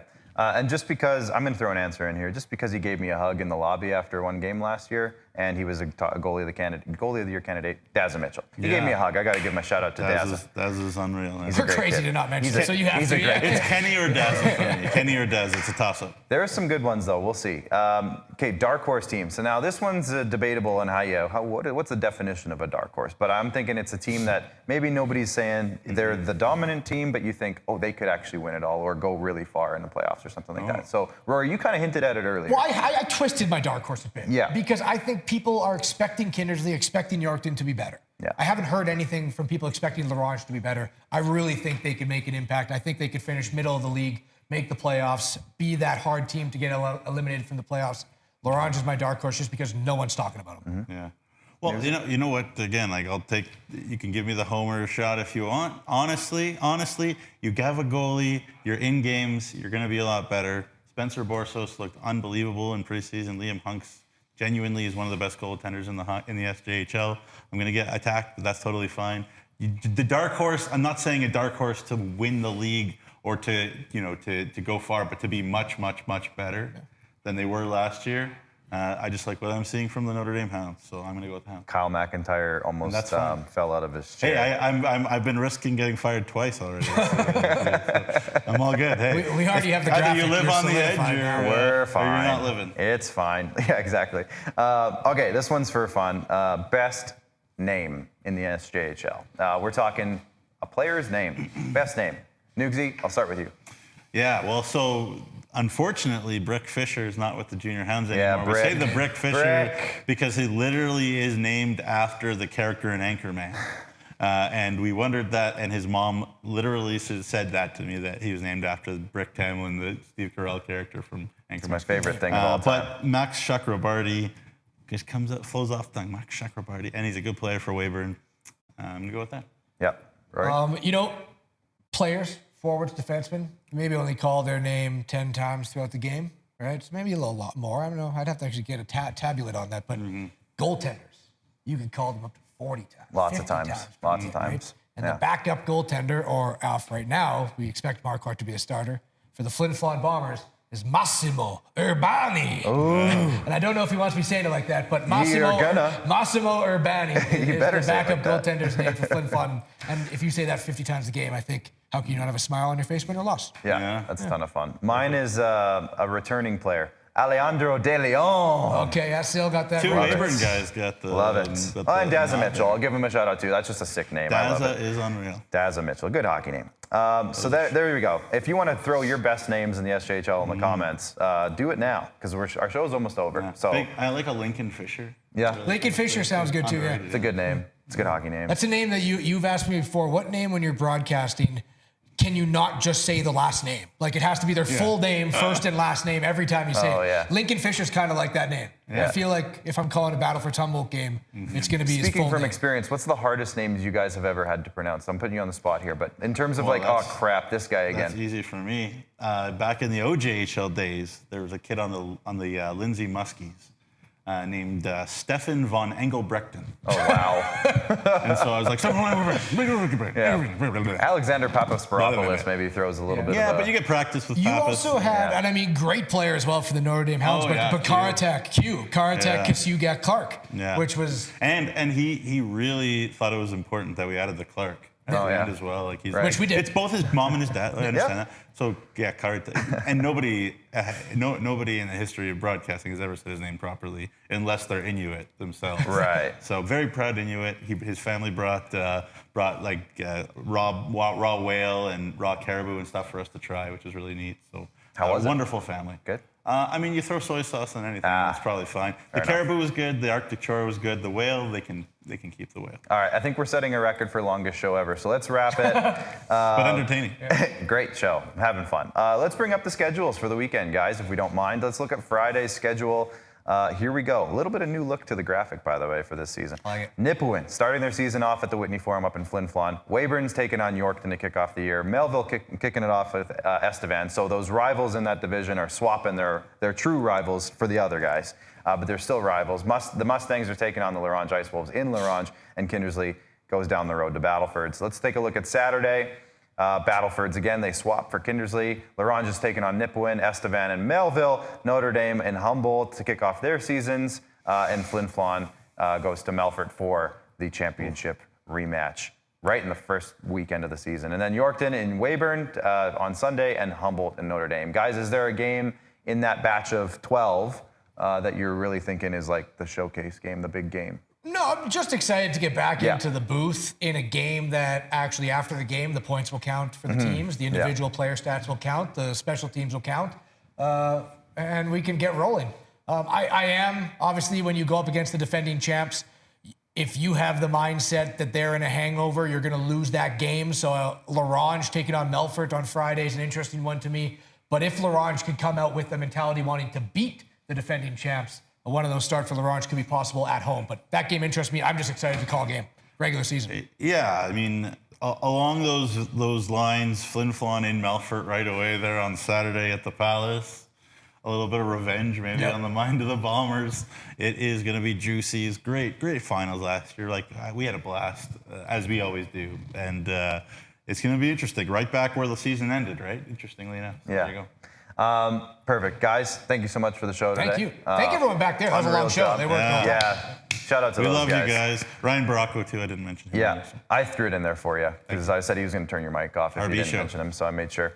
If you guys don't already, and I mean, you're already here if you're watching, so make sure you follow us on all of our social media channels and get your Flow Hockey subscriptions as well. The season is about to be underway this weekend, so you're going to want to get on that ASAP to get the whole season. But follow us on Facebook. Hit us up on X/Twitter. Instagram as well. TikTok, we'll be hopefully putting some more stuff on TikTok throughout the year, so keep an eye on that. And also one more shout out to our sponsors as well. So thank you again to Cantera Seeds, Borgo, Capital Auto Mall, SGEU, Sask Lotteries, UPL look at all the UPL stuff on our set. We love UPL. Chevrolet, Great Western, Nutrien, RBC, and Saskatchewan Construction Safety Association. Thanks to Kyle McIntyre for jumping in today for a segment. Thanks to Jacob Faith for bringing the trophy by and just being a cool guy all on his own. We get back to our regular scheduling starting on Monday with our regular episode of SJHL Weekly, where we'll recap the busy weekend that was. And then next week, we will kick off our season of SJHL Insider with me and my friend to my left, Jamie Neugebauer, to give another weekly update and have a special guest. We haven't nailed down who that special guest is going to be, but I guarantee it will be a special guest. Until then, get out to the rinks. That's what this is all about. Get out to the rinks, support your teams, support the players, and enjoy the hockey, everyone.